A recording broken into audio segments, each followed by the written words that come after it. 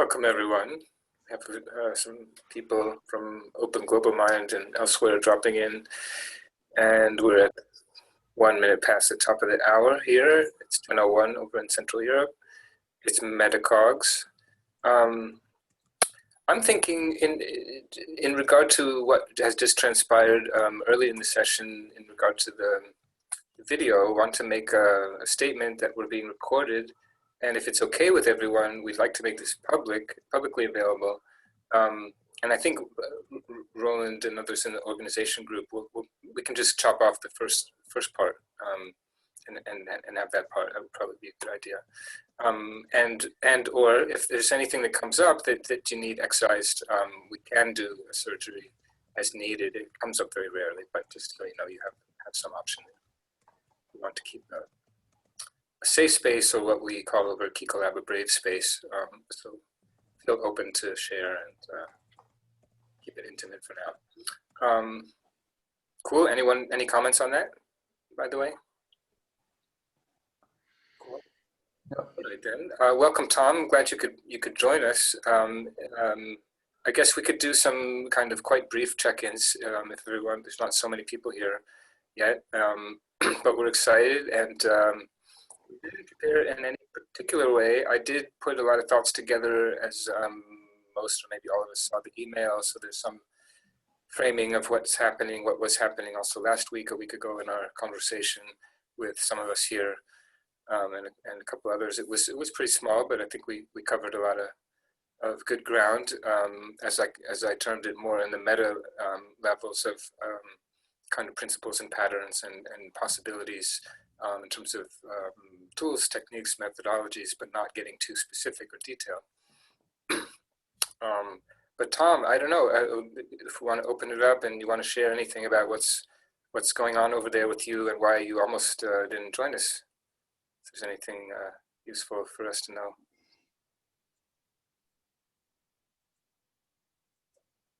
Oh, but we're not hearing your audio. How's this? Thank you. Yes. There. I'm in a somewhat distracted state. There's large fires relatively nearby, and there's constant communication among friends referring to various websites and announcements, and the level 2 evacuation orders, which is be ready to leave immediately. It's one step below, or one step above the level 1, which is leave immediately. Don't pack anything, just run. That's now about 11 miles away. And I don't know, the winds are supposed to pick up. We are downwind from it, so it will be coming in our direction. So I'm going to be distracted tracking messages and passing them on during this time. So we'll see how that works. I'm also short of sleep, and we'll see how that works. So anyway.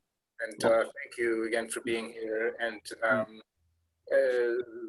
yeah, certainly I sent some prayers with the winds blowing the other way. But it's a bit funny or ironic, if you will, that you know, that's kind of highly relevant to what we're looking at, and what we talked about, and what we're going to talk about more today. Yeah. We also just got word that a bunch of the firefighters have been circled by the fire and are now trapped. We don't know what their fate's going to be. So, and I have a couple of friends who are in the firefighting thing. So we're sitting, as usual, in mystery. But it's interesting to feel it coming home, the stuff that we know is going to happen, knew was going to happen, to watch it come home. So part of the reason I'm short of sleep is I was preparing some bags to run with essential stuff, and the idea of potentially everything in this house going down. I have no way of knowing if that's going to happen, but it's definitely make sure I bring my computer and my backup disk. And so much of my life is on there, which you'll see some of. Anyway, check. I have to just ask, and I don't know if there's one answer, but I shudder to wonder what kind of physical artifacts and papers and things are not sort of backed up in your world.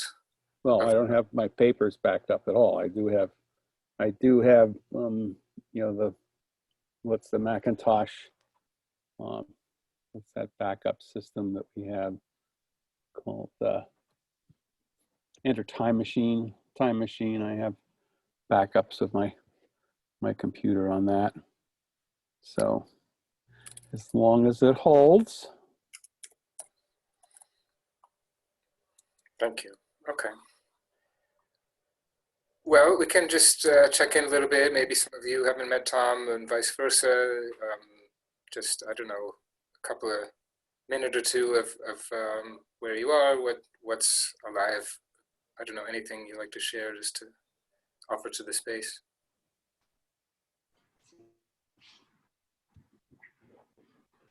Okay, so I'm Roland. My name is in French. It is Roland Legrand, and even though this is a French name, I'm Dutch speaking to make it complicated. And I live in Belgium, in Antwerp. I work in Brussels, and I co-founded MetaCAugs with Charles and Robert. We are Howard Rheingold alumni.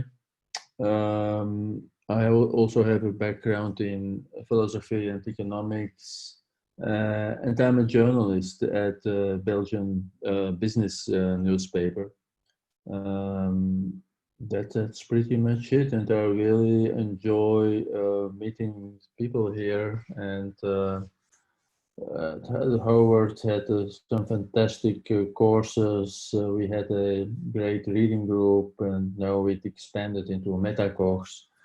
And well, what else to say? Yeah, I also enjoy being part of the Institute for the Future. I'm actually not really part of it, but I am an alumni there as well. And that's also an interesting bunch of people there. So this time of pandemic is interesting because it even enhances this kind of meetings, I guess. People finding each other using Zoom or other video conferencing stuff. I really look forward to learning more. That's about it for now. Just a comment that Roland also is quite involved in as a blogger and in other ways in technology and sort of AR, VR, mixed reality, and also MOOCs and online learning and pedagogy. Been very involved in those things as well for a bunch of years. Yeah, I confess. Yeah. Thanks. Great. Okay. Anyone else who would like to go? I'll go next. I'm Susan Stuckey, and I'm a newcomer to this group, but not to the things that this group is about. And I wanted to say to Tom that I just went through several weeks ago and returned to my house because of wildfires. It's an eerie sense, and I'm very sympathetic to your feelings about looking around and wondering if you'll ever see any of this again. And I had rehearsed so many times in my mind, living in the urban wildfire interface, the thought that if a wildfire would come at some point. And so my feeling when I drove away was, well, it's happened. I didn't know then, of course, how it would turn out. And like you, it was all about the wind. And it turned out that the wind shifted directions just at a time when it was critical. And the fires came within 3 miles, which is close enough at the bottom of a creek, just before it would have headed up and gotten sucked up a hill. So that's enough. It is unsettling. it's profoundly, you know, we knew this could happen, would happen. And so, and now it is. It's very real. So I appreciate your circumstances. The one of the reasons I'm here is I have been part of stumbled into through the Future Work Forum, which is a group I belong to, started in England and Belgium actually, now, gosh, 20 years ago almost, and ran into a gentleman by the name of Patrick Croden, who was doing a process much like Tom, like that wonderful collection you have of all of those, everything from strategic questioning to open conferences to all of those lovely things assembled in a nice list for me. And this one's dear to my heart, the one that I'm talking about, which is sometimes called Beyond. It started out as Beyond Leadership, as a communication tool, which focuses on the quality of the interaction, the kind of interaction you have among people, rather than on types of people and qualities of individuals and all the rest of it, but rather what happens when we come together with a facilitated interaction protocol and seeing how that all turns out. It has a lot of appreciative inquiry. It has bits and pieces of all of the different things that you have in your list, Tom. So I'm glad to be here.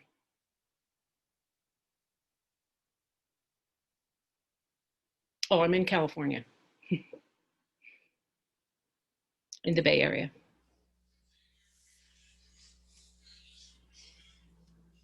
Thank you, Susan. Go ahead. I'll go next. Hi, I'm Peter Kaminsky, living in San Diego, California, Southern California. I spent a lot of my life in Northern California. Susan and I go a ways back, actually, through mutual friends. I'm here through Kiko Lab, which is there through OGM and through there from Jerry Mikulski. Tom, I'm sorry to hear that the fire is heading towards you, and I hope it turns away. Here in San Diego, I'm in Metro San Diego, more or less. We do live by a wild canyon, but it's in the middle of town, kind of. We have a fire now, finally, in San Diego. They've mostly been in Northern California. Our fire has been getting bigger for a couple days. It's 25 miles away from us, 40 kilometers. So we see the smoke, and we've gotten an alert on our phone at this point, but we're not, I don't think we're in any danger. So, knock on wood. I go way back. I'm a software developer, internet technologist, and entrepreneur. My career goes back about 30 years doing software and internet stuff. I like to help people work together on the internet and in person. So with group process and with technology. So I think technology should be easier for people, and that's what I try to work on. The other thing, I guess, in these groups I've been saying, please hit me up if you need technical help with something, software or internet stuff. I'm happy to help, and I'll drop my contact information in chat. Thanks so much for being here, for your offer, your generous offer. Okay, a few others, and then we can head into the spheres of Tom's stuff. Klaus. Yeah, Klaus Mager. I live in Bend, Oregon. We have been pretty fortunate so far. Our wildfire season is rather mild compared to what it was 2 years ago and compared to what you're experiencing in California. I was out camping and you saw the smoke drifting in from California. So that's pretty bad. I retired about 8 years ago from a corporate life in food systems design. I worked for Disney for 21 years and I worked international for a company called Metro Cash and Carry, international wholesaler, as a corporate head of target group marketing. And since my retirement, I focused on NGOs to help them through communicating with particularly farmers in the food business. It's amazingly difficult to cut through so many barriers in communication. I'm just in the process of assembling a team to launch a national campaign for Citizen Climate Lobby and business climate leaders to promote the Growing Carbon Solutions Act, which gives us an opportunity to approach farmers talking about climate change without saying climate change. The message is so emotionally muddled up. It's a real challenge. So I'm looking for ways and ideas to communicate better, to go below all these barriers and barricades, because it is just so incredibly important to engage farmers at this time to shift their practices into a regenerative process where we restore soil back to health and start seriously the sequestration of carbon out of the atmosphere and into the soil.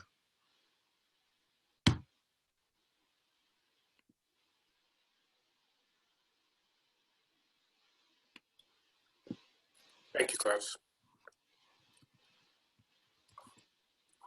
Okay, we have Martin. I think you one who hasn't really spoken. Hi. Hi. No, I'm Martin. I've been here for a few months, thanks to Charles. And so I'm a technologist, another one with about 30 years in IT, much less experience, I would say, in community and social systems than Pete. But I'm really very interested in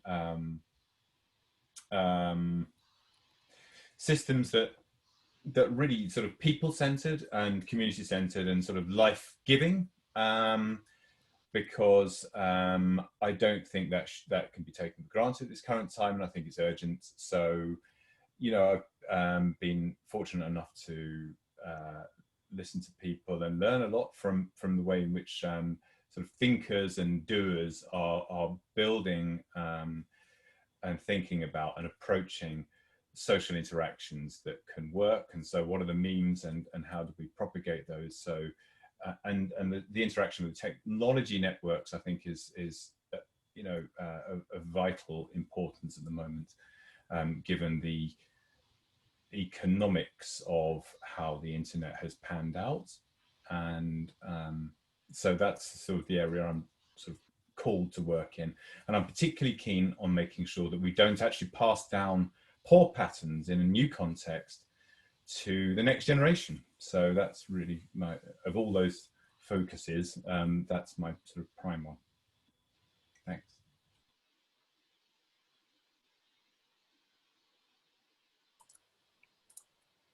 Thank you. Great. I don't know, Trisha and Graziano wanted to offer anything? Tom is here. I'll okay. probably. Okay, I go. And I'm Graziano, and I live in the Milan area in Italy. And I work in a cooperative, small cooperative of researchers and facilitators. And the thing I noticed, I took part in a over-angled course many years ago, and through Roland, I was involved. I had the opportunity to take part in MetaCAugs, and I noticed that talking week by week, the world is so small, and I am concerned about where I live, and I noticed that I look for news from where people we meet every week. We meet. So I'm interested now. I think many people are interested in a situation in USA and the next elections, and in the strange conflicts on the streets and fire on the lands. And so the world, and if you know somebody from India or from everywhere, you start to think about their life. And now through the internet and because of the coronavirus, the relationships have become spread. And so the world is become a place to be aware and concerned of. That's all.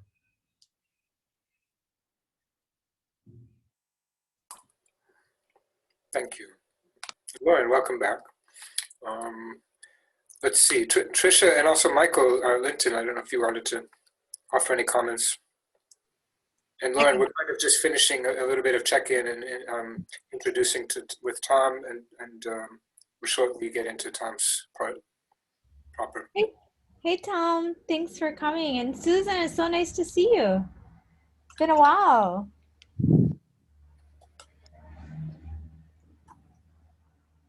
Yeah, Tricia, you wanted to offer anything? Or Michael? I was just going to say I can be short and sweet. I've had the privilege of joining a few of your calls, Tom, so thank you. Very great conversations. I'm Tricia. I'm in Southern California. I'm very passionate about global perspectives, open minds, and people who think beyond themselves. It's not something that's fairly common around me, and so I'm very grateful for groups like this, especially MetaCAugs. I'm just delighted to be here. I have no clear idea of why, but it feels like a good place to be confused.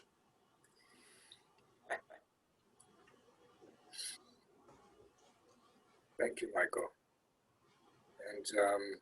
And you know, Tom, I think you guys have had a chance to talk before, and so Tom, you know about the infamy of Michael Linton, I think.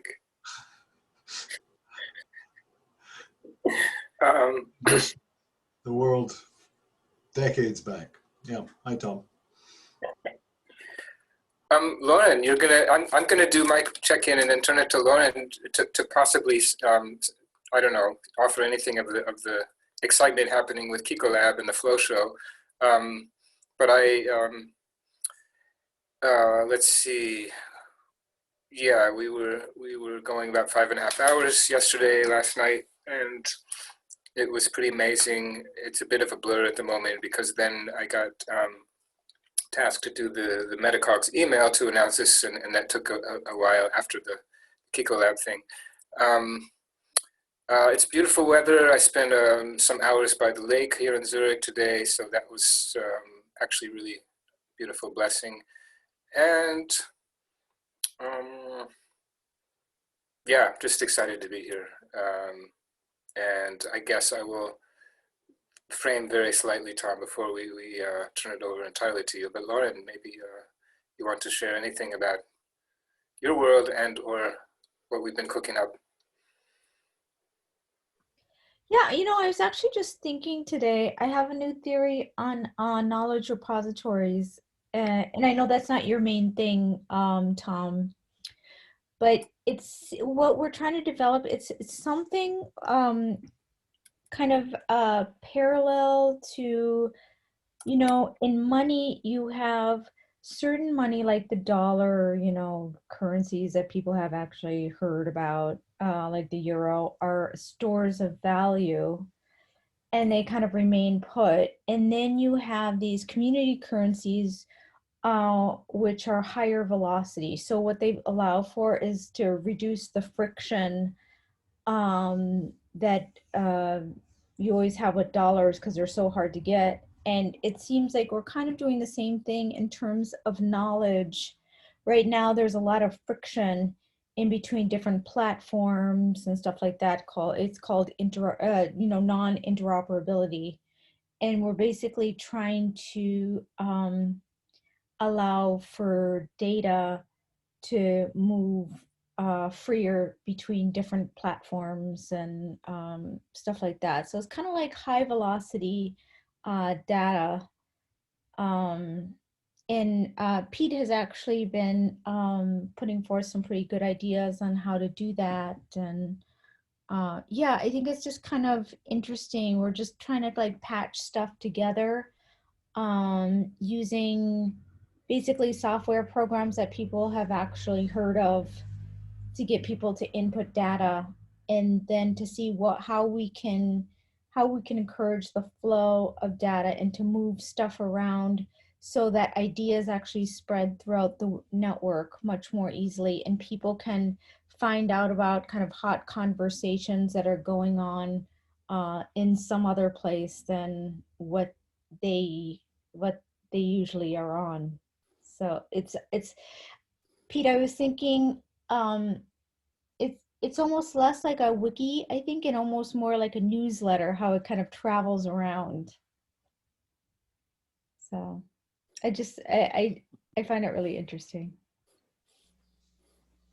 That's not unlike the idea of Ward Cunningham's federated wiki. The idea actually came from Ward when we were talking to him, and he basically said that just by making two things interoperable technically does not mean that that any magic is going to happen between them. And so you actually have to find ways of achieving interoperability through social stuff as well. So it's technical and social. I was reflecting today on interoperability, and I think I like portable.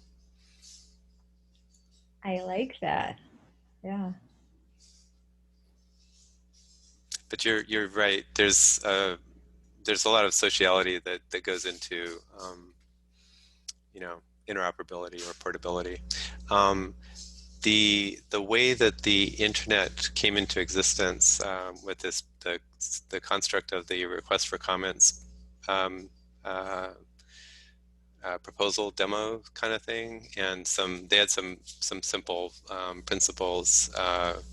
Rough consensus and running code was one of them, and also when you design a spec, you purposely design multiple sets of code that work together. You don't create one set of code and one spec. You create, multiple sets together, multiple sets of code. I was wondering if it might be possible to get together with Max Harper, who's a Miro guy, and actually figure out how to kind of help the programmers kind of design the technology itself, like how you might like, how is that maybe a way that we can get together and like we could kind of communicate to you what we want? Is that possible? I think of it all together, right?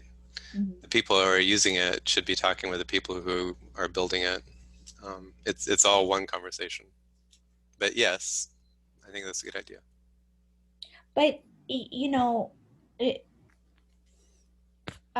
were talking about schemas yesterday, and I still don't even understand what developers mean when they say ontology and schema. It's just all like a blur to me. And I have my master's in digital media, and I still don't understand. Well, it's not digital media, right? It's database stuff. I've taken a programming class. I still don't understand.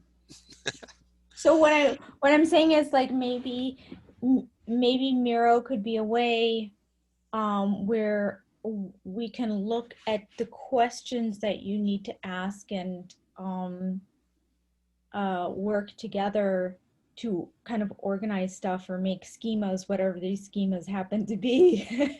Yeah. Yeah, and when I think about schemas, I think about kind of meta schemas or the grammar of schemas too.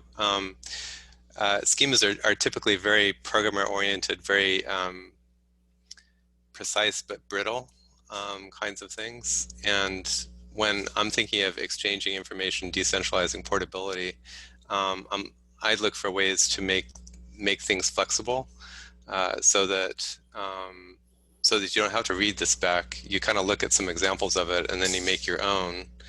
And you're going to make mistakes in the schema, but if you do the meta schema correctly, your code and your data storage should go, oh yeah, okay, they just invented something new, instead of going, oh my god, they totally broke me. So Who knows what a meta schema is? Can you raise your hand? I just invented that. Okay. So I would love to pause it there. Well, okay, Martin. Yeah, if there's something brief, but I want to get sort of over to Tom, and I'm not sure. This is totally MetaCAugs. This is typical of the kind of conversations that we have at MetaCAugs, by the way, Tom, and others who might not know. But it's half past the hour, and I think we got to know each other a little bit.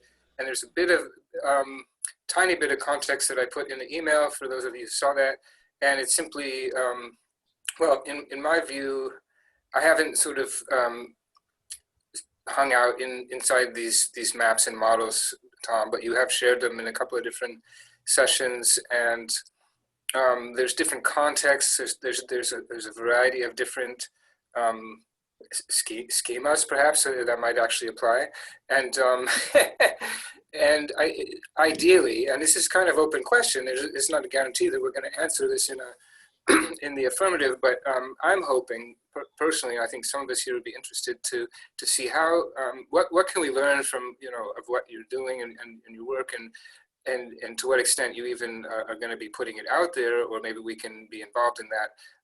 But how can it be used? How can it be practical and grounded in some ways according to different contexts and situations and applications, basically as needed, as more and more needed in very particular kinds of situations like what you were sharing and others here.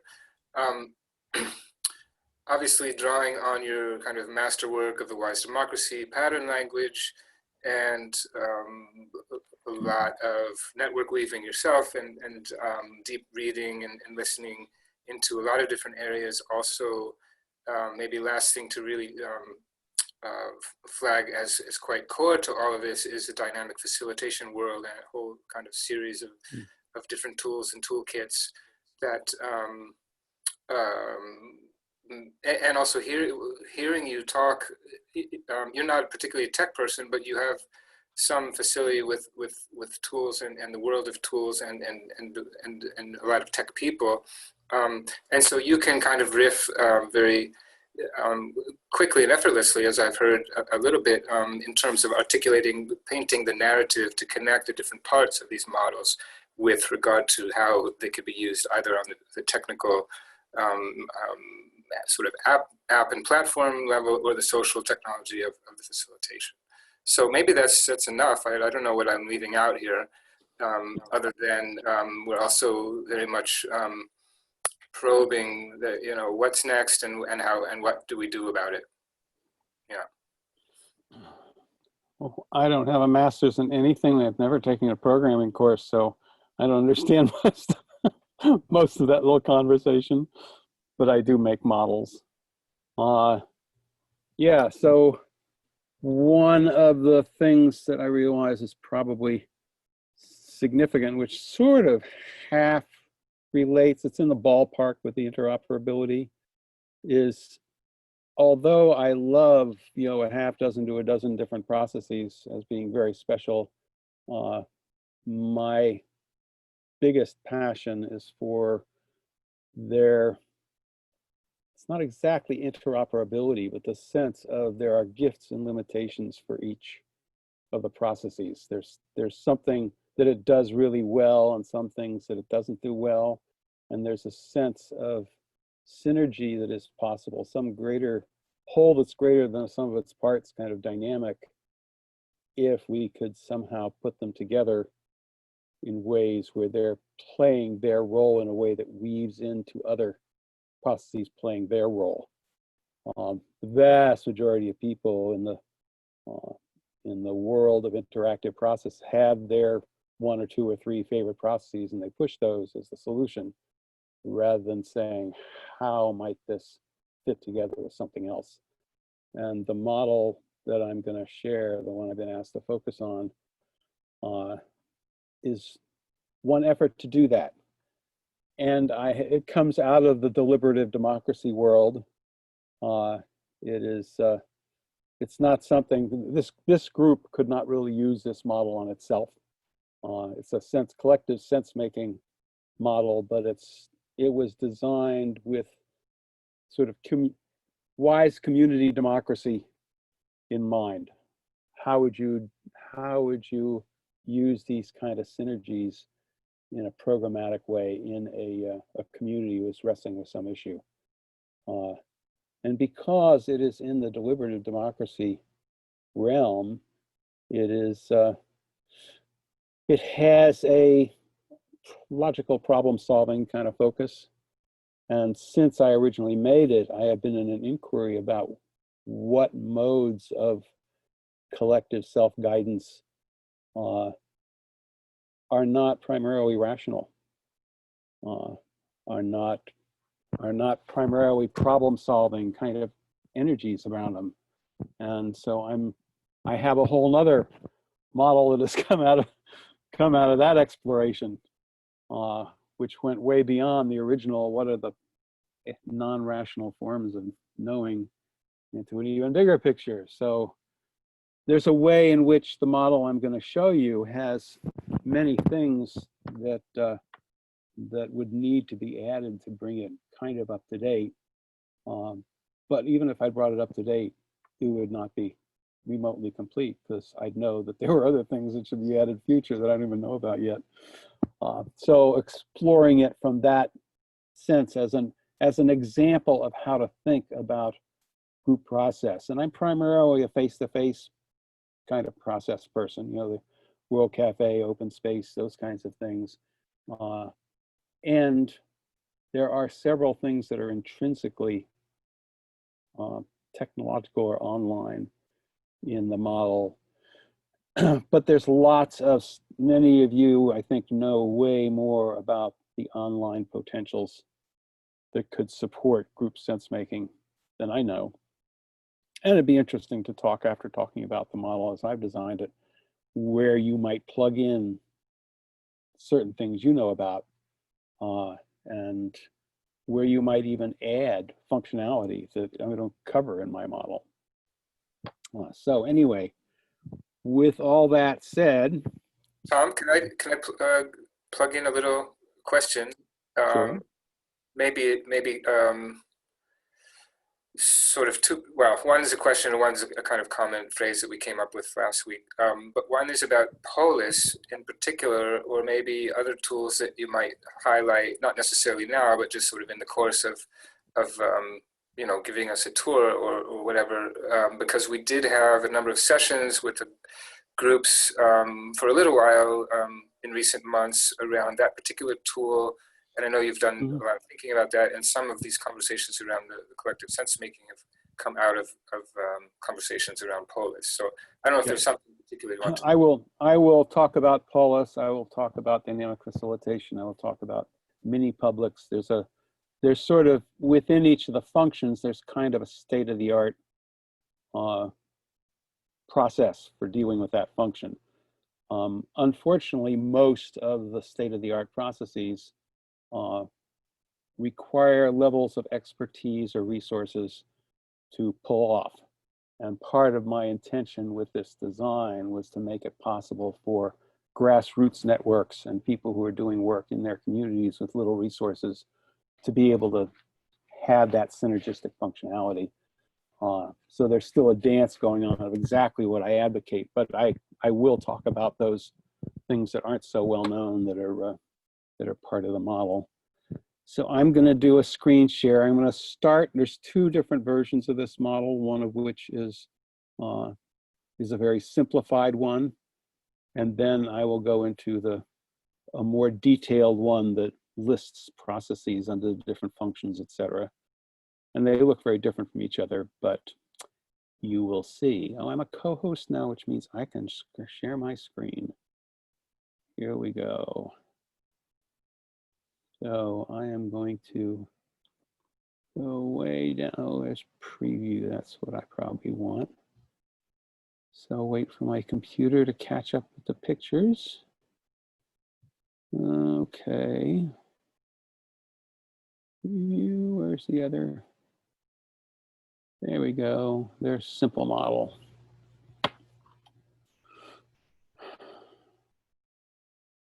So, wait a minute, that's the complex model. I didn't click on that.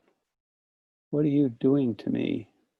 The other one looked more complex, the bigger one, but you know. Well, that was like the middle one. one. That is the bigger one. Wait a minute. Sometimes this sharing messes with me like that. I'll try once more, and if it does it again,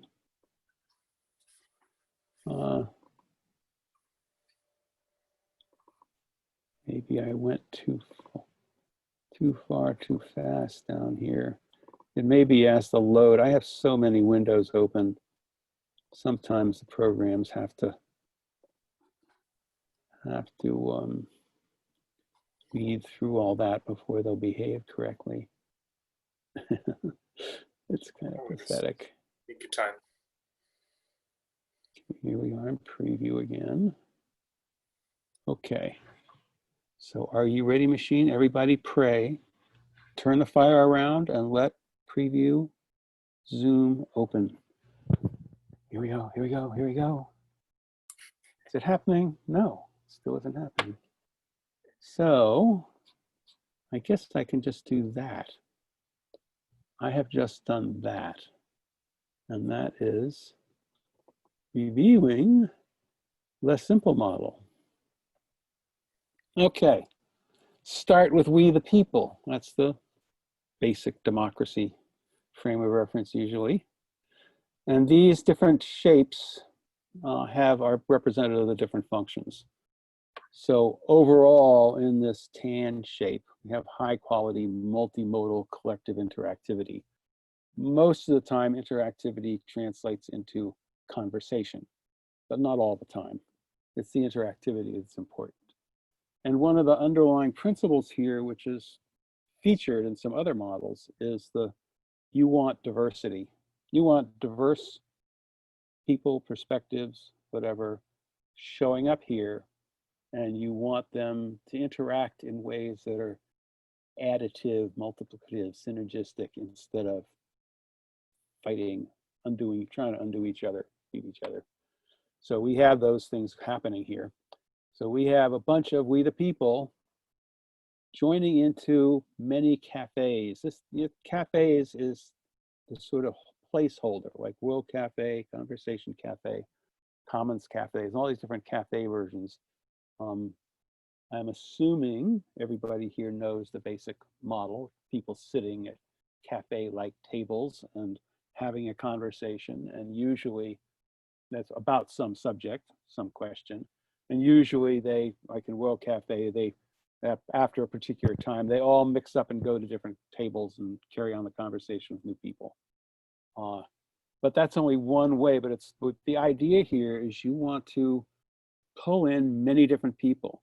If you're doing it at the community level, you would ideally have dozens of conversations going on involving hundreds of people. They could be all different kinds of conversations. You could be having open space, you have appreciative inquiry, you could have all sorts of things happening here. Your idea is to involve a lot of people. And the next stage in the archetypal process is the harvest. Now, the state of the art here is polis.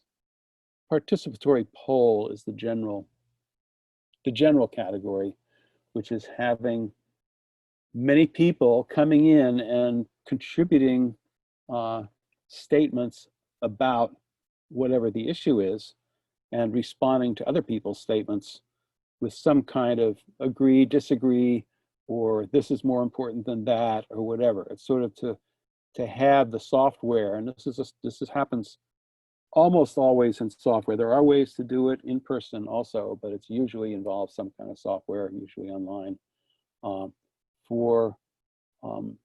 In behind the scene, the program is sorting things out in some way, making a list of priorities, showing where there's agreements or disagreements, whatever. Paul Liss has a way of help people do their little statement, a statement sort of a length of a tweet or shorter, and then looking at agree, disagree, pass for the other people's comments. And the software is sorting these out into groups of similar response. So and then it's looking at what are the differences and similarities between those groups. There's lots of interesting dynamics that come out of that, but you can have consensus emerge from this process with nobody actually talking to each other. But it points out this particular statement, lots of people agreed with. Not only lots of people, but lots of the groups that were sorted according to their differences. So it's a very powerful form for getting that kind of information. But you can also say, hey, that not everybody's going to be participating in these conversations. We just want people in the mall, people in the street, people who respond to an advertisement in the paper, whatever, showing up and putting their 2 cents in. So these people who are showing up are doing more like a regular poll. These people are coming from these conversations. The people in the conversations have explored this already, explored whatever the topic is. So their input to the harvest is going to be a little more sophisticated than the raw people off the street. So that's part of the synergy that's being built here. And you could, if you wanted, take, this is this dotted line here, you could take results, and that in Paul Liss, at any given time, it can print out a picture, a report about what's the landscape of opinion. You could feed that back into the cafe conversations, and they could talk about it and come back, and it's that there's a potential back and forth here that is very potentially synergistic.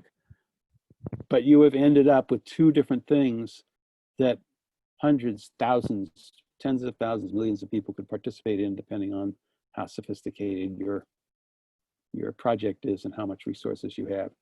Now, the next very different activity is this digest microcosm dialogue. So microcosm dialogues are, we're going to pick a microcosm of the, called a mini public, of the whole population you're dealing with on this topic you're dealing with.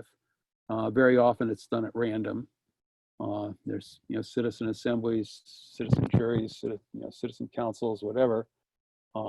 And you bring them together, and it's usually, there could be as small as a dozen, sometimes even fewer than a dozen, or several hundred. There's different models depending on all sorts of circumstances. But the idea is to get a microcosm of the whole and give them privileged information, privileged facilitation.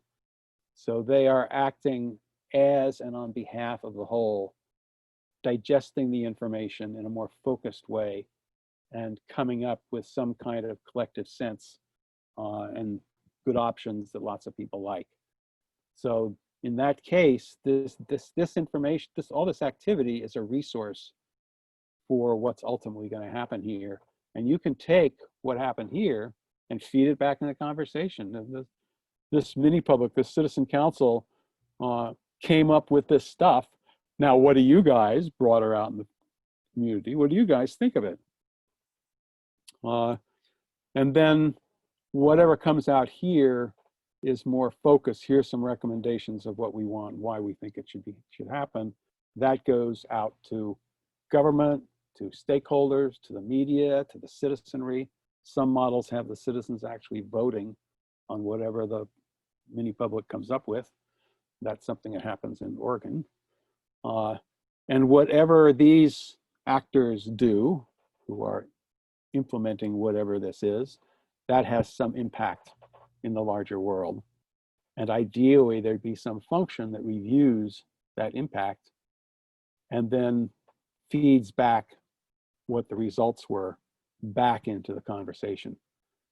And the only other factor I have here in this model is this sort of trying to represent a foundation where all this is resting on different things that can be done, can be fed into this conversation through briefings, through putting experts in touch with the conversation in various ways, whatever, trying to get these wisdom generating factors into the conversation. You can get this itself, these top things are a form of collective intelligence. You are reflecting on whatever the situation is, you're taking action in the world, you're looking at the impacts, and then bringing that back to reflect on. That's what intelligence ideally does when you're learning from experience. So this is a collective version of that. If you want to have wisdom, you need to have a bigger view than most people are capable of bringing to the topic through their engagement in these things. So it requires additional thinking, and I can discuss all these things here. So I'm going to shift to the other one. I'm not going to stop the share. I'm just going to click to this other. Yes. Just quickly before you change that one, if there's some reference that you might make to the WAS Democracy collection, because it seems that there are some of those patterns there in the wisdom enhancing foundations, and I don't know, we did touch on last time if there's something quick to say about the word democracy and sort of how the that pattern language card deck tool set goes beyond what a lot of people sort of are used to thinking about democracy. Yeah, for me, they're different conversations. For me, both of these things arise out of the same inquiry, but they're trying to match them up in a specific way I'm not so sure about. The inquiry that every pattern in the pattern language speaks to one way or another is how do we evoke and engage the wisdom and resourcefulness of the whole on behalf of the whole. I call that the prime directive. How do we evoke and engage the wisdom and resourcefulness of the whole on behalf of the whole? And the assumption of that, because you're talking about evoking, is that that wisdom and resourcefulness already exists in the whole community, in the whole situation, in whatever the whole is that you're looking at, that what you need is there, and you need to evoke it, and evoke it in a way that shows that it's wisdom, evoke it in a way that shows that it's, you know, that it has resourcefulness. I first thought of putting resources there, and I go, no, it's resourcefulness. Resources is a subset. You're looking at the capacities of people and systems.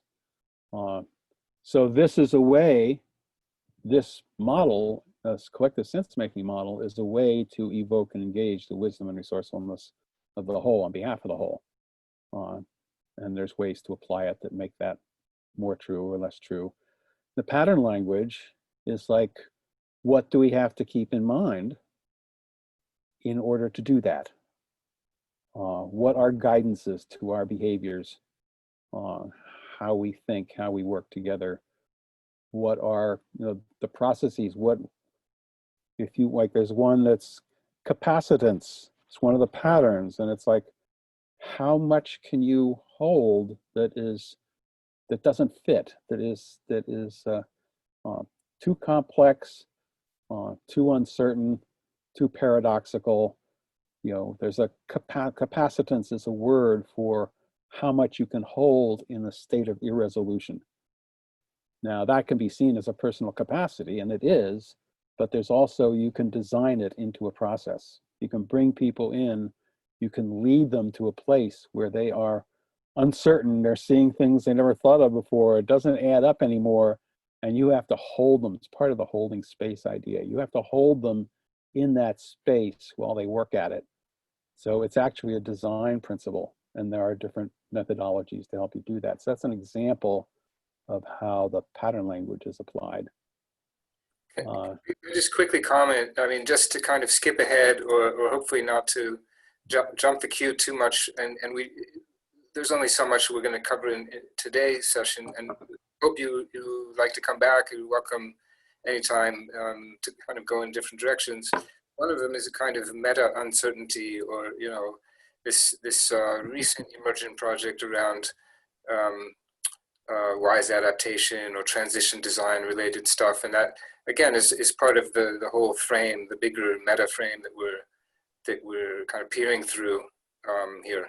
So just want to mention that. Yeah, I think the prospect of collapse, of social and environmental collapse, and what that means for humanity, and the different stages of people encountering that possibility and wrestling with it, that there are profound implications for how any of this stuff gets applied when people are in that state. A friend of ours, Michael Dowd, who talks about post-doom, doom being when you get it, that there are terminal dynamics going on in what's happening, that they are reflecting things which are not just events and incidents. They are patterns that are going to unfold in specific ways that look like collapse, the best word to describe it. And so during collapse, how does this thing I just showed you apply? How do the pattern languages apply? If things have collapsed, if there's only, 200 billion people in the world left, and they're all in little tribes, is this useful? That's another inquiry that's sort of happening on the side. I didn't want to add that complexity in, but I think that's a dimension that Charlie is trying to bring in. Well, just also because one of the things that we love and are fascinated by around here at MetaCAugs is patterns and pattern languages, and that is sort of the seeds of another one. So it's also relevant in that way here. It gets tricky if you don't have the infrastructure to support the technology we're used to. If there's no internet, no electricity, and you don't know what is happening more than a couple of miles away from you, there's a whole different world to be living in. And how does that apply? I wonder if there's a successor to Wise Democracy on the path towards post-doom. Well, again, the evoking and engaging the wisdom and resourcefulness of the whole on behalf of the whole is a question you can always ask. And the whole has so many, and there's a whole paper on the Wise Democracy Pattern Language site, a long paper talking about what that prime directive means, and several pages discussing what the whole means, and there's lots of, the universal, the wisdom of nature, the non-dual realities of reality and of consciousness. I mean, there's all these different ways of articulating the whole, and you can actually plug in any one of the definitions of whole and have it work. How do you evoke and engage the wisdom and resourcefulness of a whole person? So yeah, there's many different, at that level of that basic principle, it's applicable all the way up and down. But there's lots of developmental work to do in thinking about those applications. And so far, there's not lots of people who are sort of grounded in the prime directive enough to join in that inquiry to make much progress there. And I don't have the capacity to cover all that ground, but it's waiting there to be done by people who love this. In terms of applications, just another comment that, and something I wanted to mention before, and I kind of forgot, that as it came up, I think in the week ago session, the idea of a dashboard. And that's something that Lauren and I and Pete and a few at the Kiko Lab are thinking about, like for the Pedagogy for Kids Cool Laboratory project. And but let's see, what did I want to say actually? A dashboard, so thinking and coming out of the idea of a toolkit, like if this is a toolkit or a toolkit of toolkits, maybe more to the point as far as how we can use it or in different situations and circumstances, then also certainly including this collapse scenario, which has tremendous complexity and dimensionality. So just what would be like the collapse dashboard? If you could kind of have ready and then plug them into something that's like a dashboard, and then you kind of dial some different settings according to what you need. But anyway. Yes, I don't know how to think about that particularly, where some of us are starting to think about a pattern language for how to engage in the collapse of civilization in life-affirming ways. So what does that look like? How to collapse well?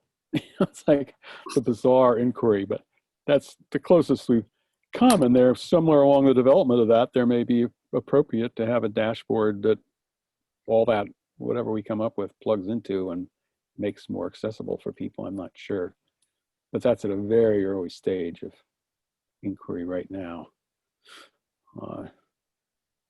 Maybe we can just stick with a dashboard for something like education or something. Seems. Well, we get. Or facilitation.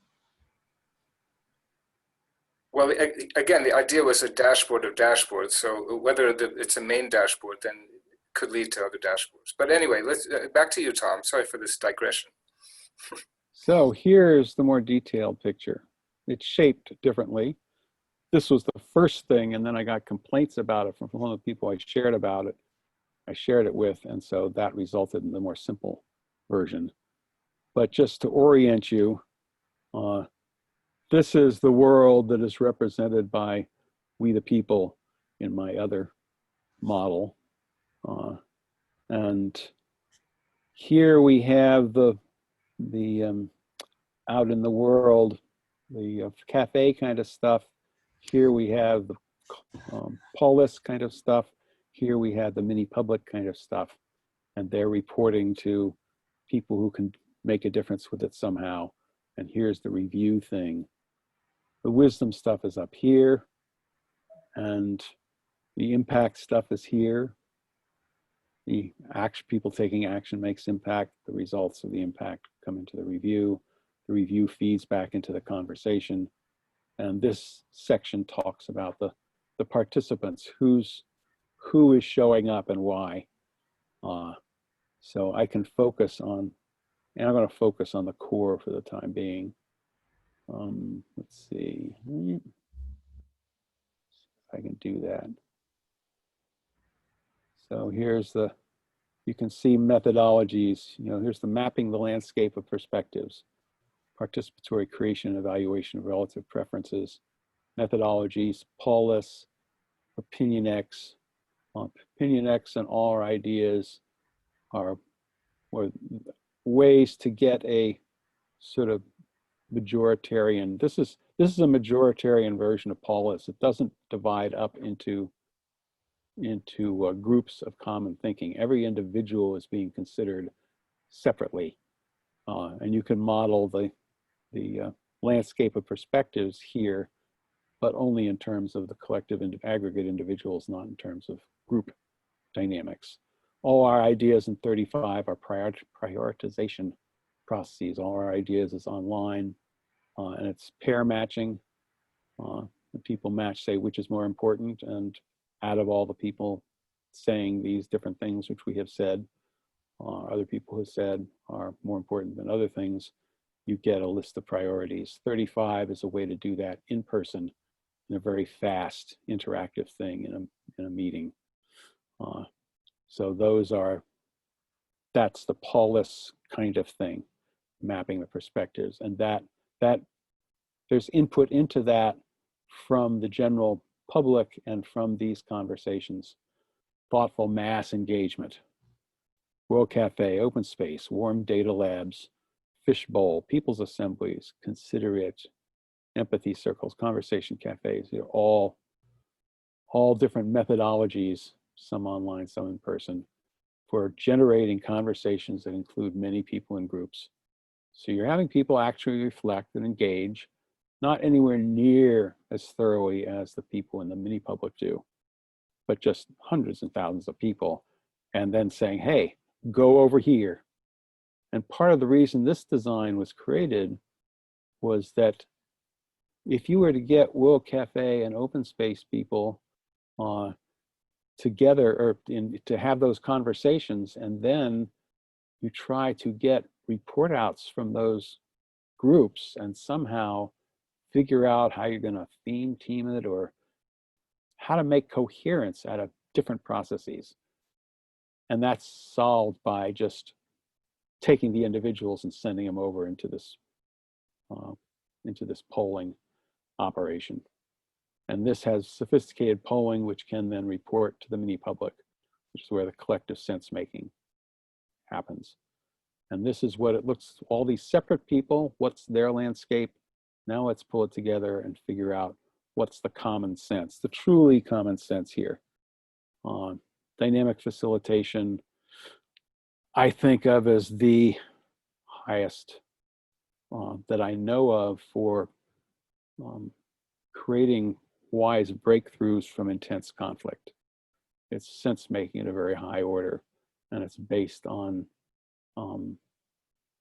deep listening. The facilitator at the beginning, people aren't talking together, they're each addressing the facilitator one at a time. The facilitator listens to them carefully, makes sure they feel heard, writes their stuff up on chart pads, and they need to feel heard to the point that they kind of relax. They've done their job.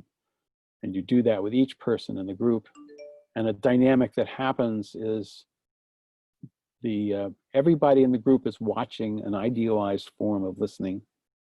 Everybody in the group is relaxing and opening up. Everybody in the group has access to the increasingly complex mess of factors, which everybody has spoken of as they've been treated this way. And all that evolves to a point where the group starts to think collectively about the mess. They no longer are attached to their frame of reference. They're looking for a larger frame of reference, trying to make sense of it. And out of that dynamic comes breakthroughs. There's more to it than that. There's a thing where somebody says, that's a stupid idea, like I did during one training. And the facilitator came up to me and says, give it to me, what's your concern?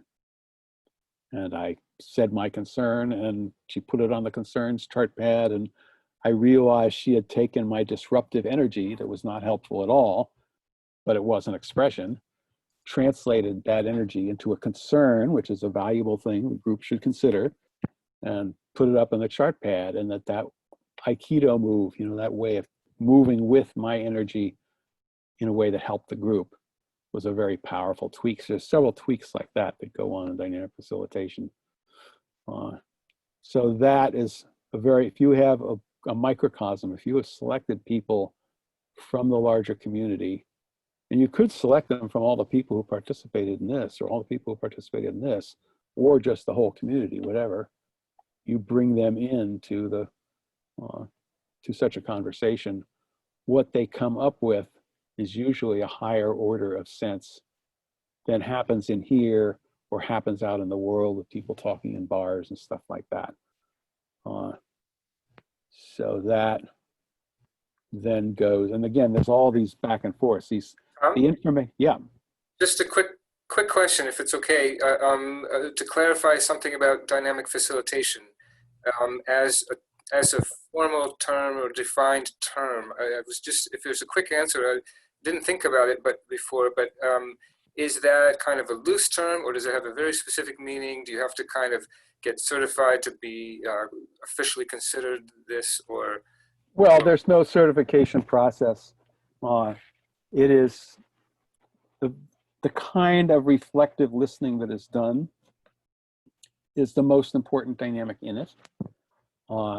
And if you aren't really good at it, it doesn't really work. There's actually a kind of relationship that happens between the facilitator and each of the individual people in the group, one after another. And it has a psychological, cognitive, whole body impact. And that is the key. You can't just do it with, you could go through the motions of dynamic facilitation and not have it work.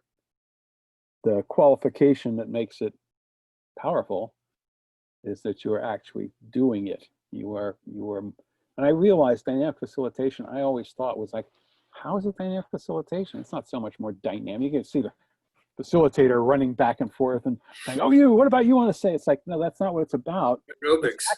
It's actually about facilitating the group dynamic. You know, the group has an internal dynamic that can allow it to do breakthroughs, and you are moving the group through that. And it's non-linear. You can't predict it, you can't control it, but it unfolds in a particular pattern. And as a facilitator, you know that pattern, and you are feeding that pattern. You are supporting that pattern of opening everybody up so they're not stuck in their perspective anymore. And once you're opening everybody up and the fuller dimension of the problem is now presenting to everybody with all its internal contradictions and tensions, suddenly it doesn't make sense anymore. Everybody's being put into a state where it doesn't make sense because they had a nice sense before they walked in the room, but it wasn't connected to everybody else's sense. And now everybody's sense is being, put onto the collective space, both by listening and by being put on the chart pads. And what do? They need and want to make sense of this. And this is my friend Rosa Zubizarreta's big contribution to the theory, was realizing that what happens in the middle of DF is the urge collectively to make sense. And so they're driven to do that, not by the facilitator, just by their own internal dynamics. People are offering up this kind of sense, that kind of sense. And then there comes a time where somebody says something and everybody goes, yeah, right. And that's the breakthrough. That's the big breakthrough. And usually it's in terms of the problem, but sometimes it's reframing the problem. They go, we shouldn't even be talking about this. We should be talking about X. And suddenly you're in a different conversation at some deeper or higher level because everybody goes, yeah, you're right. And everybody starts working on that. Sometimes it's relational. I mean, there's all sorts of breakthroughs that can happen, and many of them often do during these things. But there's definitely a group aha where there's an emergent coherence. You have not converged towards the coherence, which is most facilitation processes are divergent and convergent. There's a dynamic where you're getting more and more ideas and thoughts, and then you're moving towards some, by a vote or by a consensus process or whatever. And dynamic facilitation is totally emergent. There's no effort to focus down in, focus down in, focus down in. Anything goes, and there's no sequence. We're not identifying the problem, looking at the factors in it, brainstorming solutions, evaluating those solutions, choosing one. It's nothing remotely like that. And people can identify problems or solutions at any time in the process. Toss in data, do concerns, whatever. So it's more like the way our minds work when we're being creative. We're sort of exploring this, exploring that. It does not have a sequential process if you're really being creative and want something unexpected to come out of it. So that's these boxes under here, all list methodologies that fit. In this population thing, there's methodologies of that go about like random selection, or anybody can walk in. These are participant selection methods, and there's participation in all of these things, each of these modes. And then there's ways of drawing people in, media, outreach, getting civic, if you're working with stakeholder networks, these stakeholder networks are the conveners of these things. You go, okay, so go out to your people and tell them to come in. That's a stakeholder-based rather than community-based process, for example.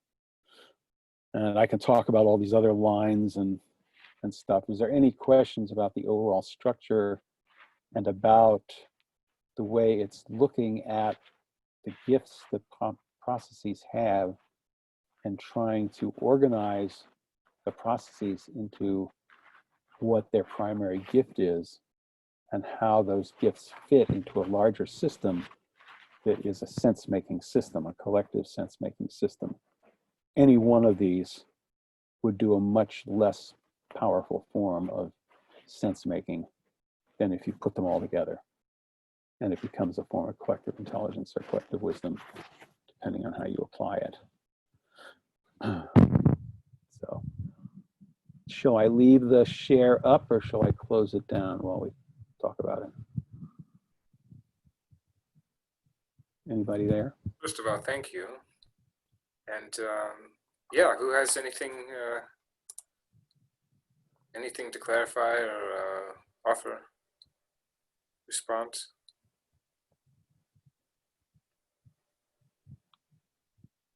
Yeah, anybody? Everybody's muted. Yeah, I'm a bit dazed and still. I think actually it's it was. I really appreciated hearing more about the process of the dynamic facilitation, and I sort of have more curiosity around that. But it was kind of very visceral as far as how you expressed it and explained, and kind of yeah, maybe there's some models that are happening now, or use cases, stories that you heard about that are sort of more current that might be relevant. I don't know. Just pass it around. I think I've got a question. I wonder, Tom, if you've got something that kind of maps this. So this is something you can map processes onto, kind of, or fit them in the right place, maybe. Do you have some of that? Is that in some of the pattern language, mapping processes into this larger diagram? Not in this diagram. As I said before, this diagram arises from the same inquiry as the pattern language, but it's not something you can match this piece of the diagram to that piece of the pattern language. Yep. I mean, you could, but it would not be very meaningful. Every pattern has a resources and examples section to it where methodologies get mapped into the pattern. Yeah. You know, but it's like for the one that I gave, for example, capacitance, it's like, where does that fit? Well, it kind of fits everywhere. You know, it doesn't slice the pie in the same way. Right. You know. And I can give like one of my favorite processes in, I mean, it's funny, the Taiwan and the citizen councils in Vorarlberg, Austria, are two of my primary methodologies, but they're not just one methodology. It's not just one process. You bring everybody together and you go through that. It's a meta process that's made of multiple processes. And in Vorarlberg, they have this mini public that is a citizen council that's dynamically facilitated, a couple of dozen people randomly selected, and they do, after their council, they do a cafe. They report out their council information is like this line.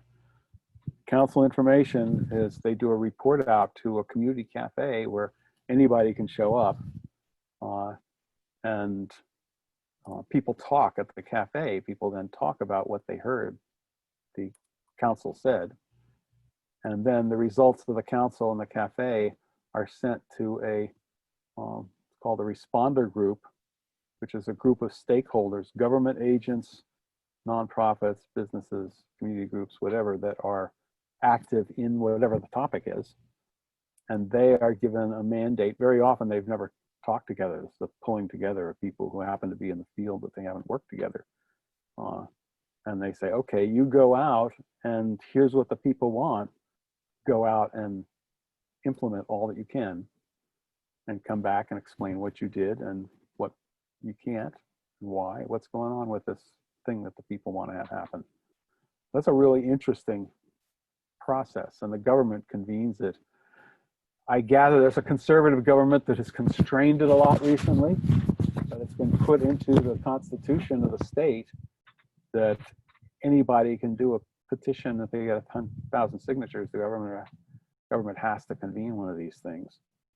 So that's an emerging, starts to use some of these, but they don't use a polis or anything like that to pull in more digested information from the larger public. And the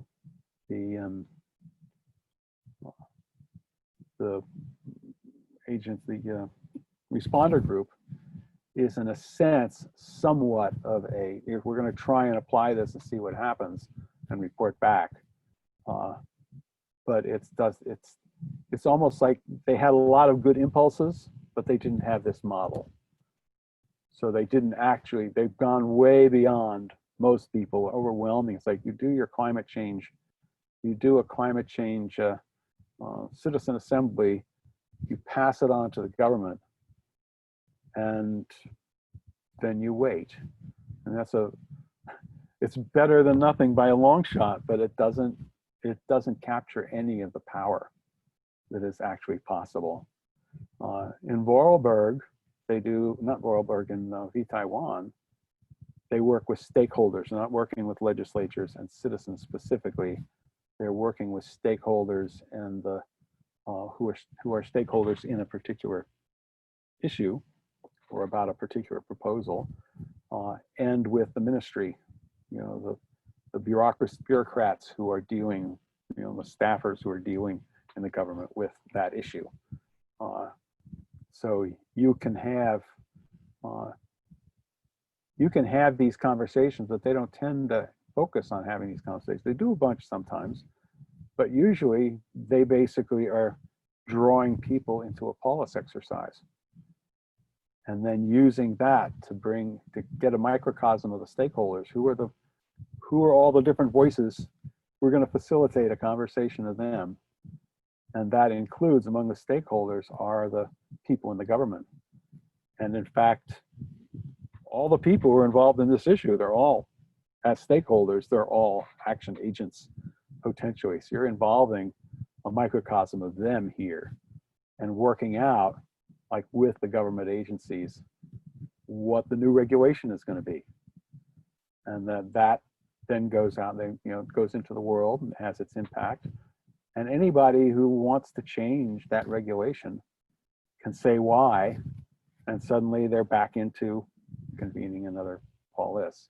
So they use a different part of the model. But having the model as a conceptual framework, if you're familiar, I mean, I can understand partly you might be confused because there's all these methodologies, and I've been dealing with these methodologies for 20 years, so I think in terms of them, and for you might not be so familiar with them, it may be confusing that level of detail. But for those people who want to expand the power and the wisdom generating capacity of their efforts to engage stakeholders and or the public, this model is a giant step towards helping them do that. I think I'm gonna stop the share now. I can share it again if it's needed. Lauren, you had a question, something. Yeah, for me, what I think would be super helpful is to know the kind of problems that can come up and what pattern, like what success pattern relates to what problem. Oh, you mean what problem in terms of what problem would you use this whole thing to try to address, or what problem comes up as you try to do some of these things? Yeah, like what problem comes up as you try to do some of these things, and like first of all, like what do you need to know beforehand when you're setting it up, and what would be helpful to know as you're running something like this? If you run into a problem, like how do you solve it? Well, the biggest problem from my perspective is people not knowing the models. They don't know how to think with the model. So there's lots of people who would say, okay, so we should do we should do cafes, a lot of cafes, and get people talking about this issue and writing to their, to their councilman about how they feel about it after talking about it, and maybe get the news to come and report on the fact that we're doing all these cafes.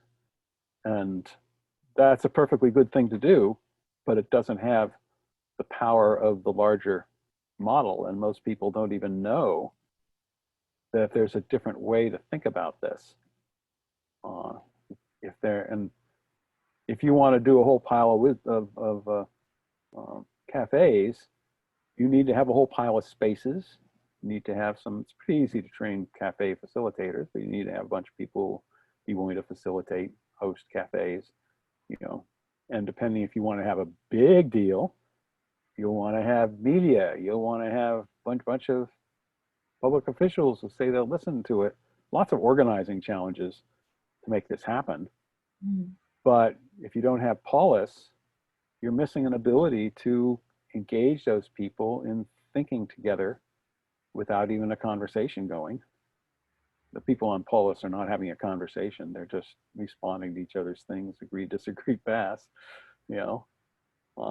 and if you don't have, and even if you have the polis, you end up with, here's the landscape and what people think. Like, now what? It's like a form of polling. It's very sophisticated, but it's still a form of polling. You go public opinion survey, here's a whole pile of people who think this, and here's a whole pile of people who think that. Now what? And in a majoritarian system, you go, okay, let's do what the majority says. That's what polls are supposed to be about. If all the people, 60% of the people want it and 30% don't, you go, okay, let's do what the 60% want. But that's not sense making, that's just opinion. If you have a microcosm, if you have a bunch of people from the community who are very different from each other, you have brought them together to think about this issue and talk together and actually encounter each other's different perspectives and struggle to make sense of those differences and come up with something coherent, you're in a whole different ballgame from either of the previous things. But there's a lot of, usually when you do a microcosm conversation, you randomly selected people and you have a facilitator and they go for a couple of days or a couple of weekends or whatever, and they come up with something and they provide it to the government and nothing happens with it. Or the government fights over it and they apply this piece or that piece. But you haven't engaged the larger public in that activity. So you've missed the ability to have the public own what came out of that. There's a disconnect. Most of the people in the public don't even know what happened.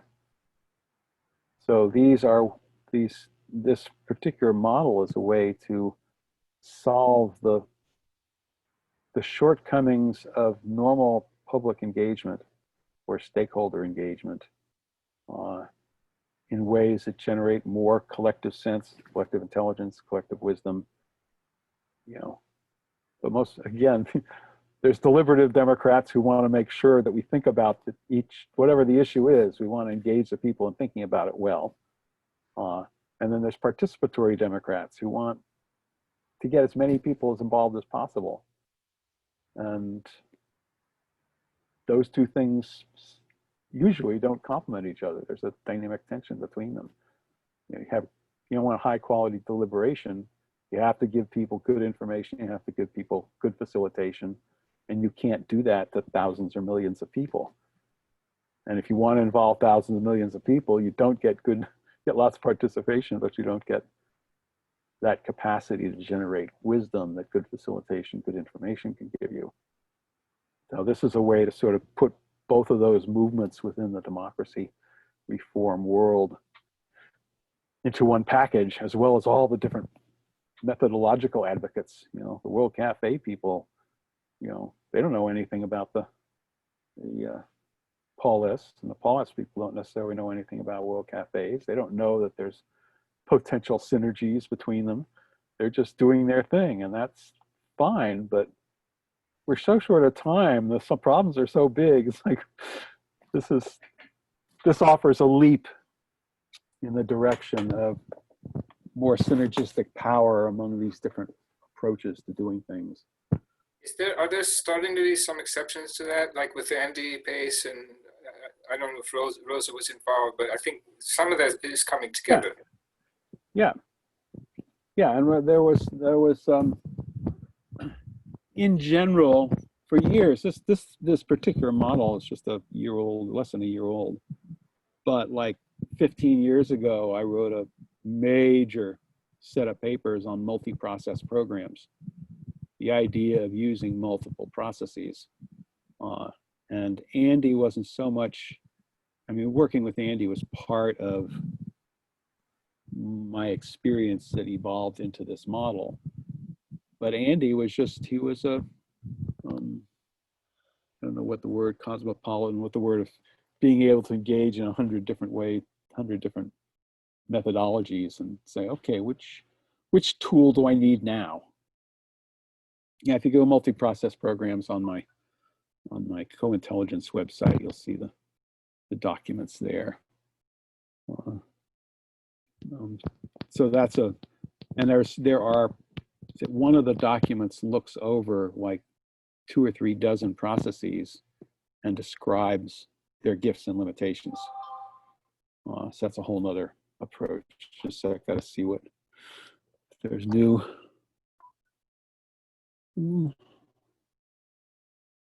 Another link, but it doesn't say what it's about. Fire tracking. Oh, a live wildfire map. Well, thank you for the wildfire map. I was curious if it just brought to mind the other phrase, MS3, multi-scale, multi-stakeholder, multi-sector. I don't know if that would be a useful combination with the multi-process program, but maybe, I don't know. Yeah, potentially. I don't know.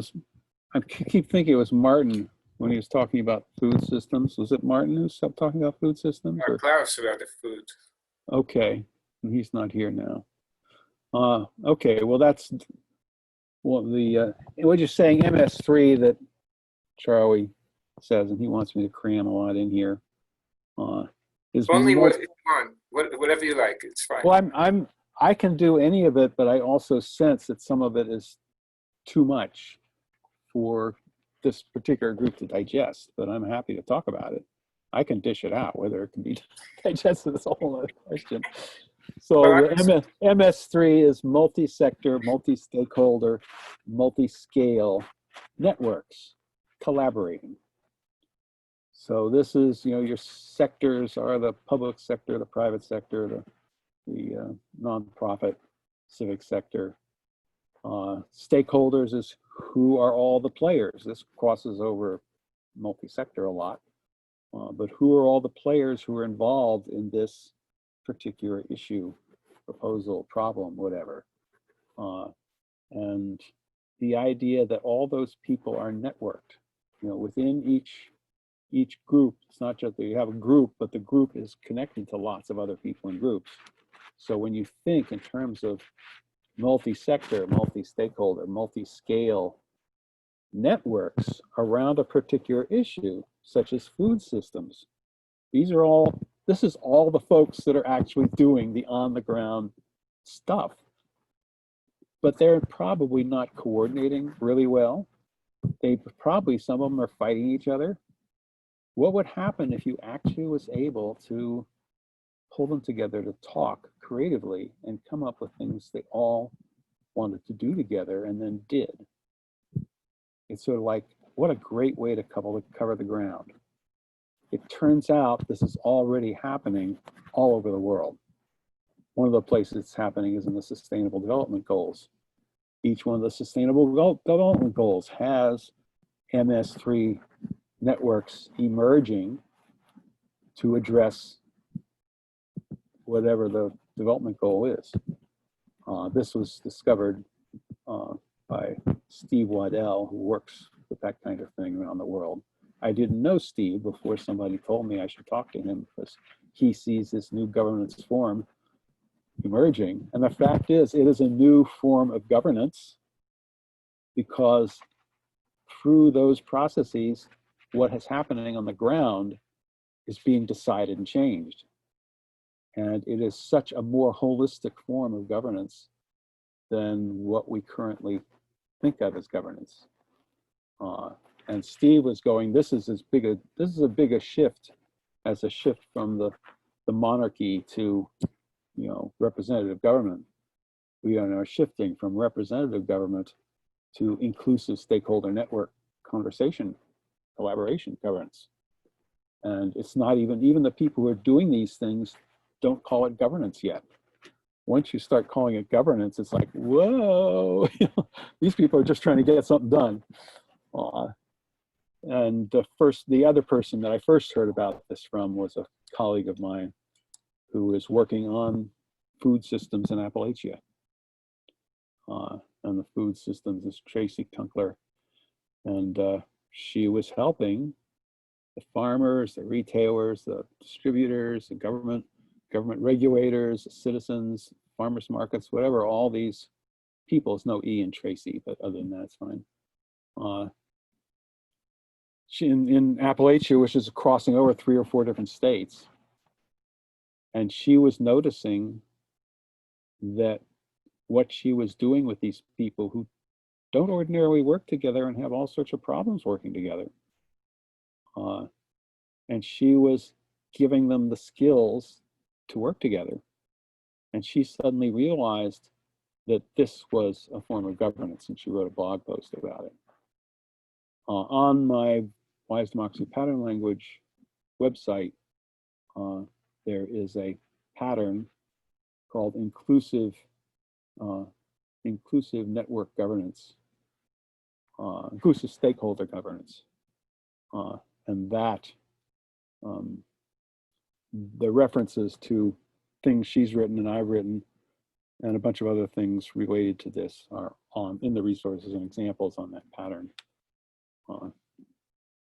So that's, unfortunately, Steve and Tracy and I started a little emerging network governance initiative, which, you know, crashed on the shores of racial justice, racial equity, you know, within organization, racial equity stuff, which for me, my perspective is too bad, but the possibility and the reality are still there to be explored and done by people. So that's, to me, that form of, that vision of governance, which is stakeholder centric, is different and complementary to the citizen centric forms of governance. And they both qualify as democracy because one of the definitions of democracy is that the people who are affected by a decision participate in making it. That's the stakeholders. And the other one is we the people, you know, one person, one vote, you know, the citizenry. So there's another pattern on citizen stakeholder integration, talking about how do we put these two different ways of cutting the pie together, because they're both really powerful. And there's a bunch of theory on that pattern. So now I have talked about MS3 at Charlie's description. I think Mark has something to say. So he sort of raises his hand and looks really puzzled. Welcome, Mark. Thank you. Hello. Yeah, there is that complexity that you spoke about earlier. You know, depending on the size of the constituent, the stakeholders, and probably, as you pointed out, different senses of worldviews, realities that people experience. Mm-hmm. What is the place of quantitative data and also qualitative data in the process? What is the place of data? Well, it feels like, I mean, it can play a role in every single one of the things that each of these areas in this, what do you call them, the mini publics, the microcosm conversations. There is a tradition within deliberative democracy of having expert briefings. You know, here's a bunch of randomly selected citizens. So they may not know about this issue. So you get a bunch of experts in the issue from different perspectives to brief them, and you get a bunch of briefing books. You know, here's some information about it, and they're to digest it. Ideally, they are, there's a lot of potential interaction between the experts and the citizens in a practice called consensus conferences, which was developed in Denmark. It's like a public, sort of like what in my country is like a Senate hearing. You know, here's the politicians that are, representatives are lined up, and there's people who are brought, you know, expert witnesses who are brought to testify and say, here's what we know, here's what's going on with this topic, whatever it is that the hearing is about. And this is all turned around in an interesting way in consensus conferences. There's the stage, there's a whole pile of people watching people on the stage, and in the position of the power holders, where the Congress people, parliamentarians usually sit, there's this couple of dozen citizens sitting. And the experts are in front of them having to testify to them. And they can do cross-examination. I mean, they can say, well, the people from Dow Chemical said this, and the people from Greenpeace said that. What's going on, guys? You know, so give us some more information, and be able to pursue the holes in it the way trial lawyers would in a civil trial or criminal trial, whatever. So there's ways to incorporate that, and there was a citizen assembly that was, you know, every other weekend for a year in British Columbia on electoral approaches to doing elections, and they were to recommend a new way to do elections. And they heard from lots of experts. They solicited several hundred white papers, people who wrote these big information. They divided up in teams and, you know, studied this stuff and shared information about it. They went and did hearings in every legislative district. Several of the members of this 160-person citizen assembly would show up to talk to the public about what they want, what they think. You know, they became experts in different electoral processes and why one would do one, what are the pros and cons of doing all these different electoral processes. You know, so there are ways to do it that support that, but there's a lot of, you know, what are the potentials for manipulation? How biased or neutral or usefully multi-perspectival are the briefing materials? You know, do you have just the people on one or two sides among your experts, or do you have a good spread of experts? There's lots of issues about, you know, adequate information and legitimacy that come up around this, but there are ways to do it well and ways to do it badly. Does that answer your question somewhat? Yes, and it begs the question of during the process or towards the end of the process, when, you know, you're harvesting all this and digesting all this, how is it managed? I mean, and do you have like what you're talking about is just like, you know, maybe thousands of people, 1,000, let's say 1,000 of people, you know, going through all this process have generated so much information, so much thinking, that at one point it becomes, you know, like a back server or something that is processing all this, you know. Well, there are ways to do subgroup and whole group kind of dynamics. Most of the deliberative activities that involve, you know, 80 to 200 people in it, they do a lot. Most of their work they're doing in smaller groups, and then coming together and sharing what they came up with, kind of. You could actually do, if you're having 100 people, 200 people in one of these, you could do a polis in your microcosm conversation. I mean, there's techniques to use to work on that. And there's one of making, what is it? One of the patterns, I have to look at my list. I know the patterns, but I don't know their names. Bringing understanding to life is one of the patterns. And all of the information, research about presentation, how do you present complex information so that people understand it? That's a whole different, people can't think systemically. How do you help them enter into the systemic dimensions of whatever the issue is they're struggling with? So they become lay experts in climate change or economics or whatever it is that they're struggling with.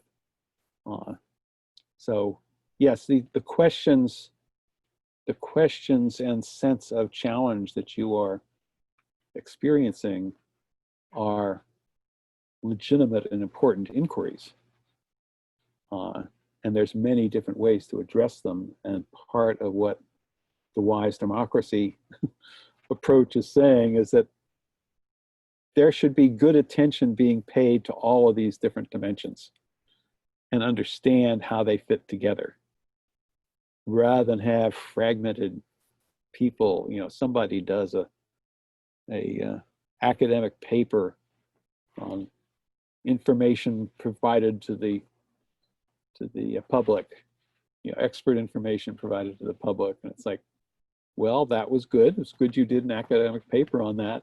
Now what's going to happen with it? How do we feed that into whatever it came up with? How do we feed it into the inquiry about generating collective intelligence and wisdom at a whole community level? But right now, that's part of the tragedy. That's tragedy from my perspective, is the fragmentation of this. And even within the realm of collective intelligence, there's a project, we had a collective intelligence convergence project, a bunch of us, for a while. And it was like, there are people in the spiritual world that you talk about collective intelligence. There are data scientists that talk about collective intelligence. There are, the dialogue and deliberation people that talk about collective intelligence. And it's like, it would seem that all of these things have something to say about collective intelligence. Can we get them together and sort of try to be collectively intelligent about all our different perspectives on collective intelligence? You think that they're in silos, actually? No, they're totally in silos. The fact that our whole society is built on silos. You talk about interoperability. This is where I go. I don't know if the word applies to the way I'm thinking, but the transcending of the divides and the silos in dysfunctional ways. It's fine to have specialists, but then you need the multi-dimension. You need to have those specialists woven into something that makes greater collective sense and capacity than when they're all separate. So pattern language is one attempt to do that. And the model, the collective sense-making model, is another way to do that. But so much effort is being expended in the silos that people don't have enough time and attention or whatever to get out of the silo to look at what's needed in interconnectivity. So I don't know how to solve these things in real life. I can just see what's possible. I'm a theoretician and visionary, and I can, to a certain extent, sell it. But let's here trying to talk to people about it. There's just a few people on this call, and it's a struggle to get it. Our culture is not built in a way that makes it, oh yeah, right, getting it quickly and running with the ball. And I admit my ignorance of 99% of the possibilities that exist in apps and connectivity online. So you don't see a lot of that woven into my stuff. That's a whole area of development. Once you get what it is that we're trying to do, how does this app and that app fit in the model? And you go, wait a minute, there's a whole nother functionality that this model doesn't include, that I know 20 apps that would support that functionality. Let's figure out how it fits in the model and put that functionality in a box in the model. you know, I'm totally open to that. I don't, my models are not sacred in any way. They're just the way I ended up thinking about something at a particular point in my own development.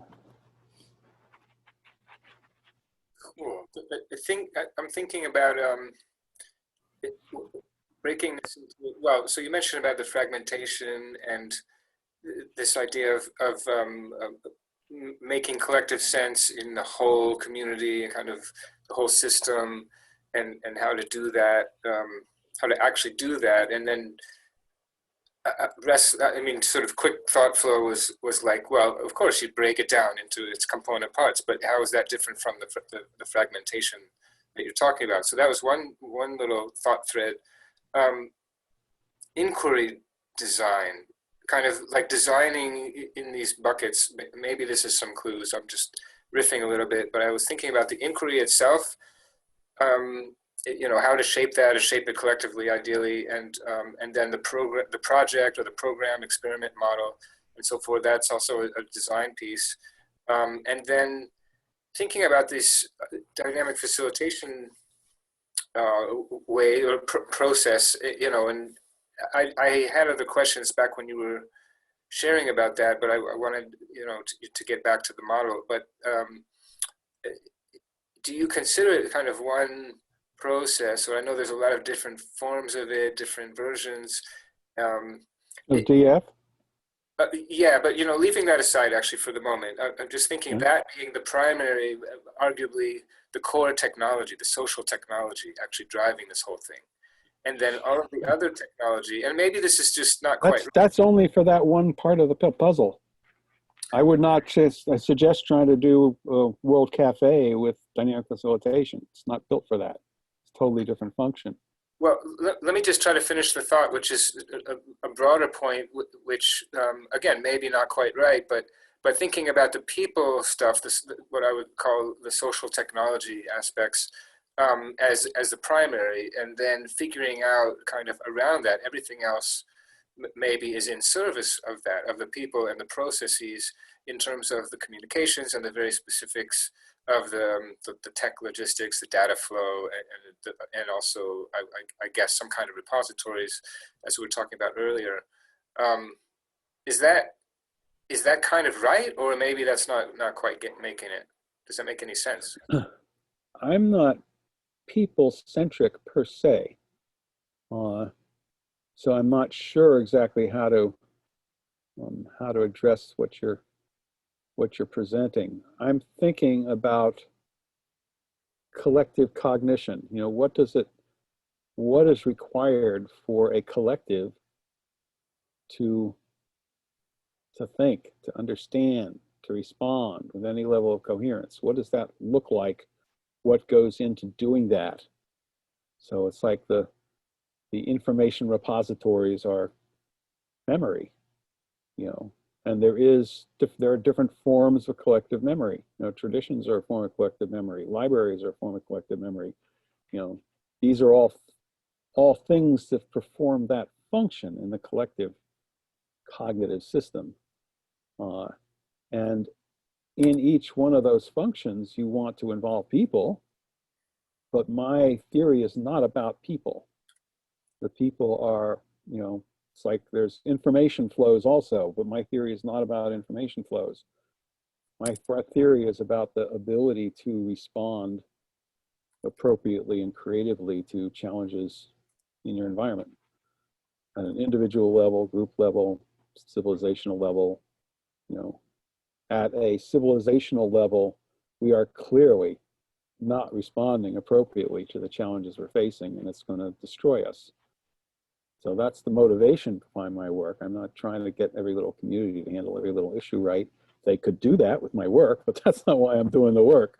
I'm doing the work because we're collectively suicidal, insane, and stupid instead of collectively wise, which we have total capacity to be, but we're just not doing it. So I'm thinking about the functions that serve those capacities, and how would you actually perform those functions. And if something comes along that seems to serve those functions, I go, put it in that slot, you know. And then if something comes along that's clearly helping us to evoke and engage the wisdom and, you know, and resourcefulness of the whole, and it doesn't fit in my model, then change the fucking model. You know, like, it's not, the model is totally subservient to the purpose here. So I don't know, and it's, I know, for example, I'm realizing when as I try to relate to all these interesting people who are doing work, new work, the OECD report on democracy, the American Association of Arts and Sciences report on democracy. There's lots of resurgence of democracy. And they go, now's the time to relate to these people, you know, figure out how to talk to these people. And like a lot of the American stuff focuses on the citizen. What kind of citizen would generate the kind of democracy we want? And I suddenly realized I hardly have anything about what kind of citizen. My attention is not on the citizen. My attention is on the systems and the functions, the cognitive collective functions. So I have to start, if I want to talk to these people, I have to start doing some stuff that addresses citizens, even though I don't think that's nearly as important. It doesn't matter who shows up in the dynamic facilitated session. It's designed to handle ordinary limited asshole people. And so the ordinary limited asshole people show up, and after hours or days, they generate collective breakthroughs about whatever they're supposed to be dealing with. And I go, that is a fucking incredible resource. And we should be using that. And we don't have time to make perfect citizens. We do have time to drag people, ordinary people, into these conversations and have them generate the wisdom that we need to guide our civilization away from catastrophe. That's the underlying drive here. What about, I don't know if you tend to think in these terms, but sort of exponential impact, like kind of really scaling up. Is that interesting to you? Oh, totally. I have articles about scaling up on my blog. And one of the main things I think of when scaling up is this Maclean's thing, 1991, the Time Magazine of Canada, Maclean's, did a mini public. They didn't call it that. They had their polling firm pick 12 people who represented the diversity of Canada on a whole pile of different demographics, scientifically selected to be different. And then they hired Roger Fisher, co-author of a famous book called Getting to Yes. He was a leading negotiation person. Instead of trying to get the best deal from the other person, let's get on the same side of the table, figure out the legitimate interests that each of us have, and then both of us work on making sure those legitimate interests are satisfied. That's a quick summary of Getting to Yes. So they hired Roger Fisher and two colleagues from Harvard, said, here, you have 2.5 days, a long weekend. Figure out, you have all these people, see what you can do with them. Can they come up with something that they want in their country together? It's Quebec's trying to secede from Canada. Indigenous people are going, who are you guys? And we were here first. It's like total mess. And it worked. And it worked with almost falling apart. It's just an amazing drama that unfolded. And Maclean's covered it with 40 pages of coverage. It's like, where have you ever seen in Newsweek cover anything with 40 pages of coverage? Was my each one of the we chose. Tom? Yeah. Tom, something? Yeah. Tom, can you hear me? Yes, I can hear you. Audio just went to crap. Sorry, it's getting really fuzzy. Oh. Thanks. Yeah, that's I just unplug and plug it. I have no idea what difference that makes. Okay, that's great. Thanks. Highly technical. Yeah. Anyway, so these people talk together, Friday night, Saturday, Sunday. By Saturday night, it had almost fallen apart. It was obviously coming apart at the seams. And the facilitators didn't know what to do with it. And one of the Canadian women was really listening well to the woman from Quebec. And there was a breakthrough. The woman from Quebec goes, if this is possible, anything's possible. And she went from, we have to leave Canada because nobody gets us, to somebody gets us.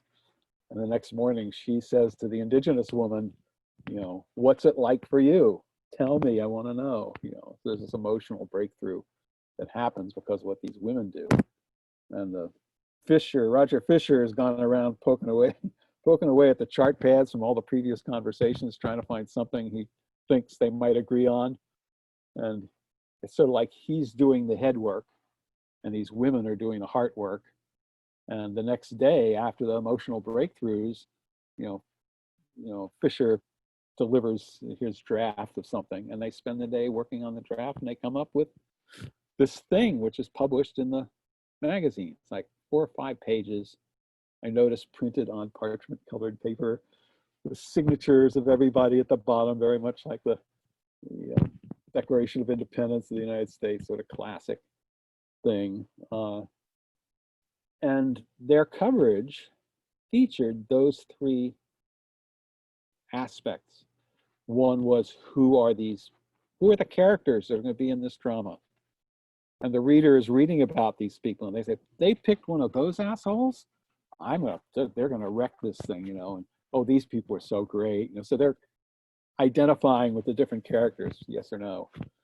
And then they do a blow account, page after page after page, like reading a script of a play. Here's Friday night, who said what? And the pictures are fabulous. People obviously, they think it's going to totally fall apart if they hate somebody and their arms are folded and they're leaning back. It's very aggressive kind of postures, boring, you know, people going, oh God, you know. And at the end, everybody's hugging each other. It's like, whoa, what happened? And basically what I realized it did was give millions of Canadians a vicarious experience of the process. They didn't just describe, we got a bunch of people together and they came up with this great thing. You got to ride through the whole process. They also did a hour-long public affairs documentary on Canadian TV. The whole thing was filmed and they made it into this documentary same week that Queens came out.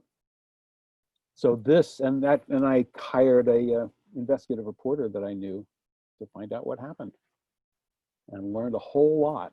And he interviewed the editors of Maclean's and Fisher, and all that stuff is on this page that you put up in the chat. So it's massive amounts of research and thinking about this, and hardly anybody who go. You look Maclean's People's Verdict, that was the name of the initiative, People's Verdict.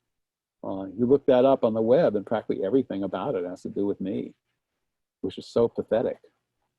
Because in terms of scaling up, now, and that's like 1991, and we know so much more now about what's possible. If you had a dynamically facilitated conversation that had been preceded by hundreds of world cafes and Paulus's, you know, and then these dynamically facilitated people are saying, what do we want out of our country?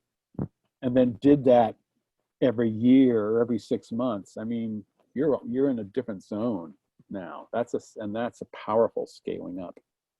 So I have articles where I talk, there's one blog post talking about the, and you can go on and put scale or scaling into the search on my blog and I'll bring them up. But there's one, and that's actually a collective sense making. There's 4 things on collective sense making, one of which is on voting methods, which is the lowest form of collective sense making, one of which is on group process, one of which is on the principles of scaling up, and the other is on examples of scaling up.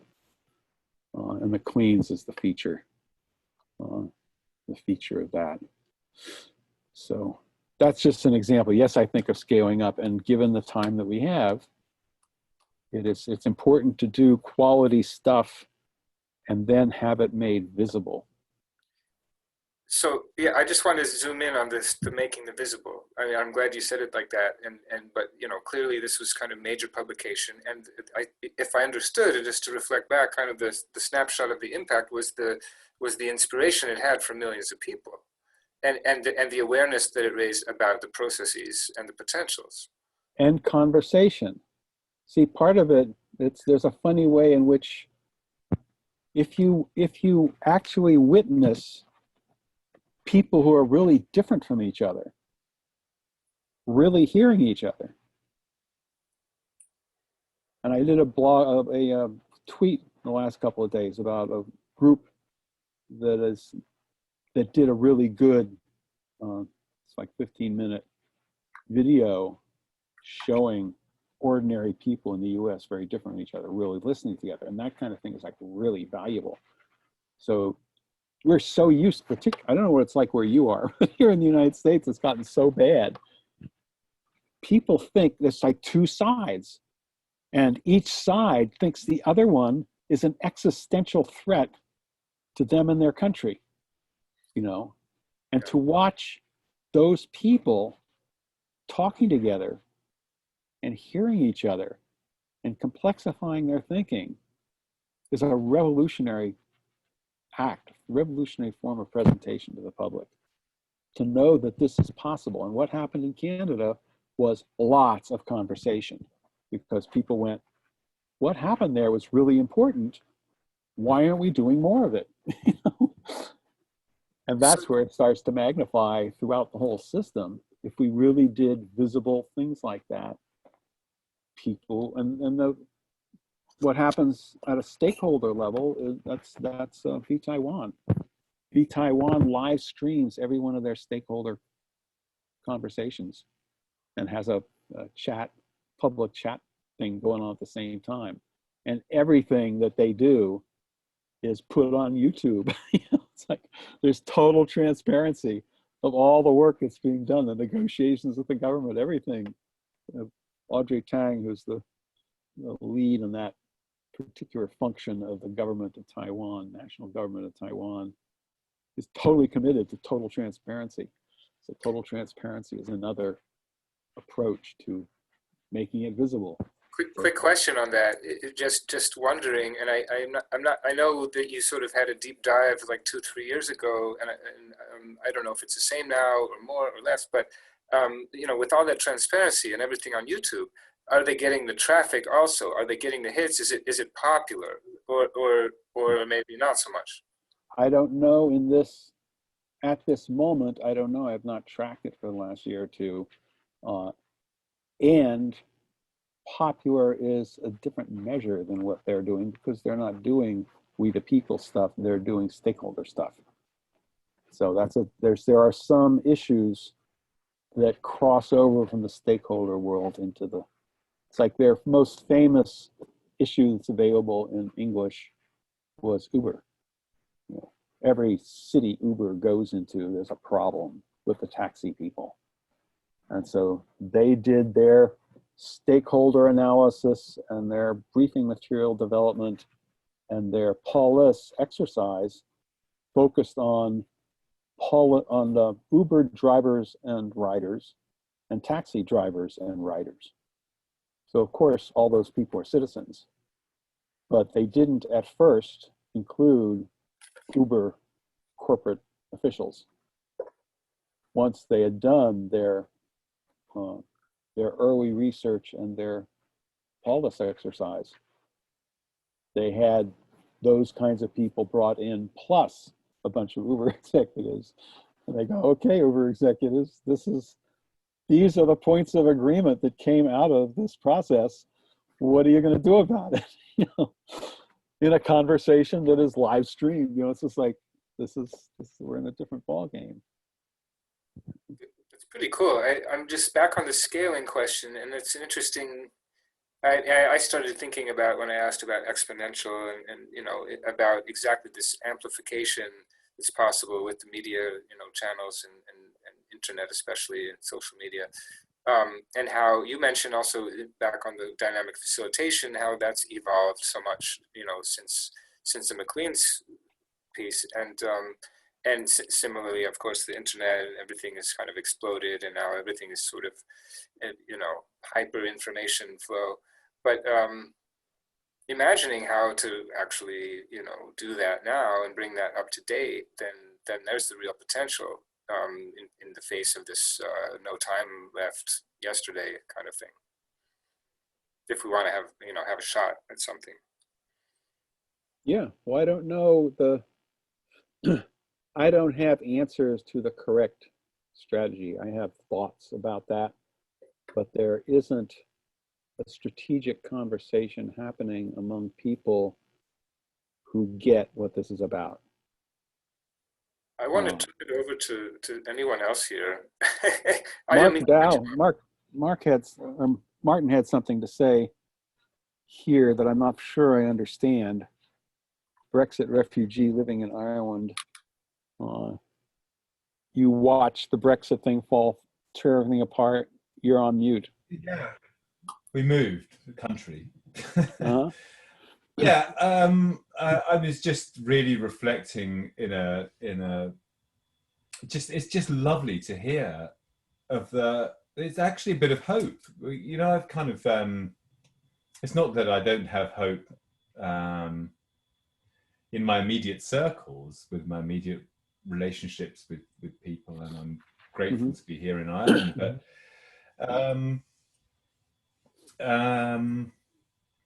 to hear about systems, actually, and then reflecting on these real world stories. And I've just been following along, and thanks very much for posting the links, those who have. It's powerful stuff.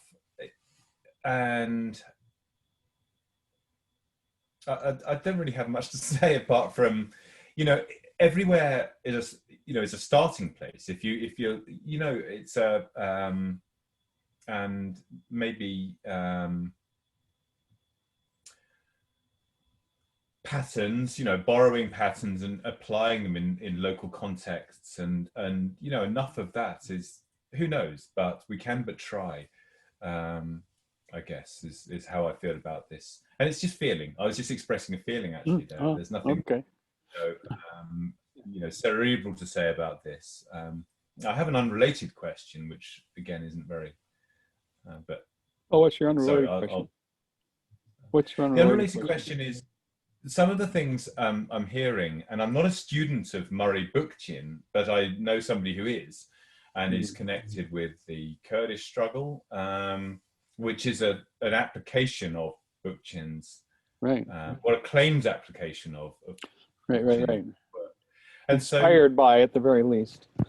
Right. So there's, and so I know secondhand, if you like, about an enthusiastic sort of viewpoint on social ecology, and a refutation of these sort of classic stories of left and right, and these sort of aspects that can perhaps lead to polarity. The memes that no longer have a function in the context we face today. So how do we kind of regenerate? When do we notice that things are inappropriate, and how do we kind of build those balances, and think about ecological terms in perhaps in society. So some of the things that are coming up for me as you've been speaking and been looking at the links and so on are, they seem to resonate a bit with those ideas I've heard about social ecology. And obviously the story of Rojava in northern Syria is kind of mind-blowing, actually, that it's transnational state, is fully, as far as I understand, it's gender, it doesn't come into it. There is a social accountability and an ecology, and I just wondered if this was something that you'd come across, thought about, have expertise in somehow, this sort of Bookchin aspect and its application, that's gone all the way through to people bearing arms and dealing with ISIS, which, it's a pretty Actually, big deal. women bearing arms dealing with ISIS. In fact, they have a whole women's army and a women's police force. If anybody gets raped, it's a women's police force that handles it. It's like, whoa, this is serious dealing with sexism. Yeah, well, I have heard lots about Rojava. I was devastated at the Trump's turncoat change and abandonment of them so that the Turks could fuck them over. it was a major, I mean, I wasn't seeing it so much as a fight against ISIS, although it definitely was, as one of the few really inspiring large-scale social experiments in democracy based on totally different assumptions than our current ones. So I was really, really moved by that. And I did a couple of blog posts on it, but that was several years ago. I haven't kept up except to empathize and watch the geopolitics unfold in disastrous kind of ways. So I'm not sure where they're at the moment. And from my perspective, this stuff is potentially really useful. But again, the part of what's amazing about them and the limitations of them is they're in a war zone. You know, they have major enemies in a number of different ways that are trying to wipe them out for their experiment or for any other number of reasons. And it's like, I go, what is it like to try creating a wise democracy in a war zone? You know, and so it's one of my things where I'm conditional. There's a lot of things about cross-cultural work. You know, you can't just transfer one form of society to another automatically. And I do not have multicultural skills and sophistication beyond humility, which is one of the main multicultural skills, knowing you don't know. But in terms of actually knowing enough to contribute, I don't know how to talk about my stuff.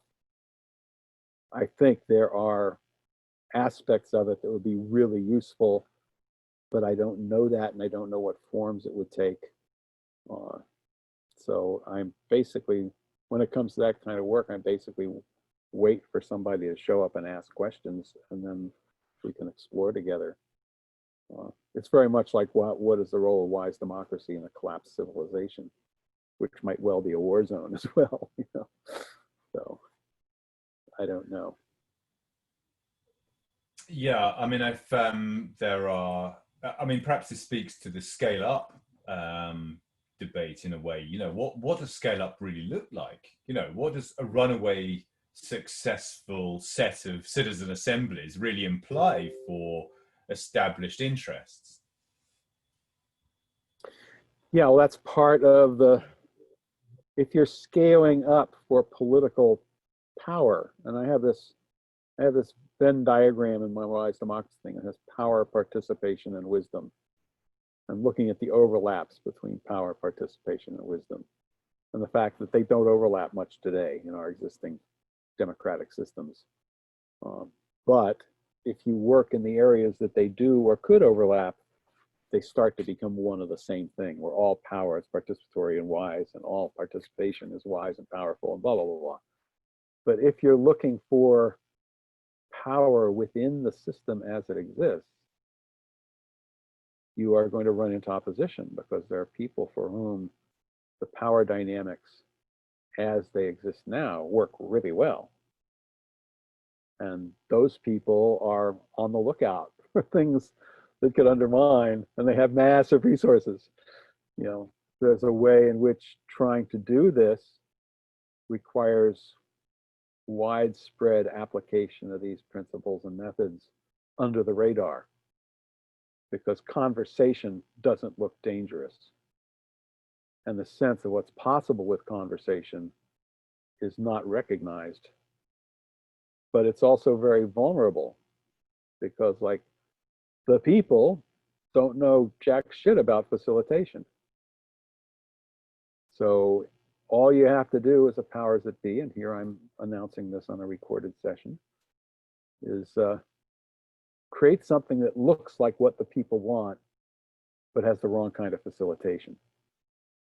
So it will fail, and you'll never be able to do something like that again. So scaling up, at that point, scaling up is not what you want to do. You want to do lots of stuff in lots of communities, grassroots, where they're going, oh, wow, this is interesting. Let's do more of this. So you're letting the cat out of the bag at that level where it looks harmless. And potentially, I like to talk about Gandhi changed the game. You know, the British used power over methods, you know, silencing people, shooting people, putting them in jail to maintain their empire. And Gandhi said, I just want to talk to you. I'm not trying to get you to do a specific thing. I just want to talk to you as peers. And if you don't talk to me as peers, I will jam up your operation and make the world hate you. And so British killed a bunch more people, put a bunch more people in jail, and the world turned against them. And they couldn't function. They couldn't hold their empire. They had to play on Gandhi's game. He changed the nature of the game. And this wise democracy stuff is a up-to-date version of changing the game. But most change agents are either working in the system or fighting against it. They're not stepping out into a totally different perspective. We're not talking about voting here. We're not talking about taking power here. We're talking about something totally different. We're talking about the whole. And we want to evoke and engage the wisdom and resourcefulness of the whole on behalf of the whole. What does that look like? But that game is different. If you know how to do that game, the power over forces can't stop it, because the other parts of the whole, and you are including them because they're part of the whole. You know, it's just like, in that way, it's like Gandhi. If you're inclusive enough, and that takes, you know, how do you include these assholes? Well, watch Rosa do a dynamic facilitation with a skinhead and see how it works, which she did once in a public meeting. Thanks. I'm wondering about, oh, Martin, go ahead. No, I was just expressing some gratitude, and I mean, there's many other thoughts. You know, here I am in Ireland until Cromwell came along with lots of weapons and lots of massacring. The colonists, for over the course of centuries, were adjusted into Brehon law, which is a decentralized, in modern parlance, you know, legal environments, social, legal, ecological environments. You know, that I'm really learning a little bit in dribs and drabs about, and became assimilated, which I just think is fascinating for a very long time. So that's the term beyond the pale. You know, Dublin and patches on the east coast of Ireland were English and colonized, and then the rest of it is beyond the pale because it was unconquerable in some way. Anyway, you know, the conquerors became assimilated, and I just think that's a fascinating sort of reflection on how you've just talked about assimilating, you know, those who have power in their own terms into something greater, let's say. So, and Ireland recently became a much talked about model for the world with their Constitutional Convention Assembly, which was like, I think it was 80% or 70% ordinary people picked at random, and then 20 or 30% were public officials who were representatives of different parties in the government. And they did recommendations for the Constitution, which were voted on by the people, and some significant changes happened. This is like 3 years ago or something. And that was like one of the things that was very well publicized, people going, whoa, look at that. So I don't know if that's tied to the Irish history or not, but it's a current event that made a big difference. Yeah, to some extent, I think I'm just sort of finding things out in bits and pieces. But there is Brehon law is to in some way be melded into constitutional law now. You know, I'm going to talk to people who really know what they're talking about to learn some more. It's all right, no disrespect. I've actually learned something just now about Ireland, but yeah. It's interesting that the US Constitution was partially based on the Iroquois Confederacy. You know, that Ben Franklin and a number of the other founders of the United States were quite familiar with the Iroquois, but it's just interesting how they, the things that they adopted from the Iroquois and the things they didn't adopt from the Iroquois. And one of the things they didn't adopt is that the women choose the chiefs. The chiefs make the decisions, and if the women don't like the decisions, they can remove the chiefs at any time, which is a really interesting distribution of power and function. We didn't get that into our Constitution. It would have made a big difference if we had. Oh my God. I was wondering about back on the dynamic facilitation and maybe the patterns or the kind of essential aspects that could be highlighted and made much more simple, easy access, and that would spread, that would be worth spreading or really important to distinguish from the kind of maybe more typical and bad processes that you were mentioning before. Yeah, there's lots of that stuff going on, and it's something I'm happy if somebody wants to use my work to do that. But for me, the power is in the whole vision.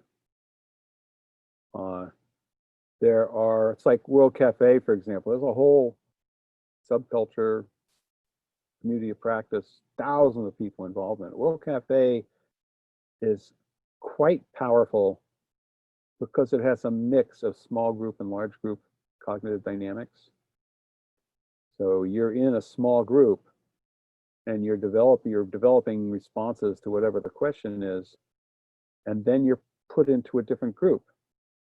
And you share what each person in the new group shares what they got from their group. So that suddenly you have an influx of perspective from the whole group.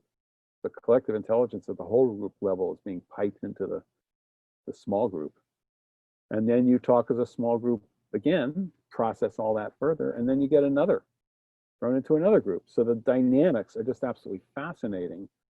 And it is so easy to facilitate a World Cafe, to host, they call it hosting, to host a World Cafe. You don't have to have lots of training. There is art to it, but an ordinary person reading the book or just experiencing one and then doing it themselves can get 50 to 80% of the benefits with very little knowledge, and then top it off later with more experience and training to get up to the 90 to 100% that long-term practitioners have. But it's very different from dynamic facilitation, where you need a powerful facilitator to deal with what's going on. So that's a get a lot of benefit with very little investment process. And you can also involve thousands of people in one World Cafe if you have the adequate space and seating capacity. And I've heard of that happening. I haven't seen that, but I've seen ones with like 80 people in it. I facilitated one with 80 people in it. But that's just an example of a very simple, powerful process where people get an experience of getting somewhere, having interesting breakthroughs,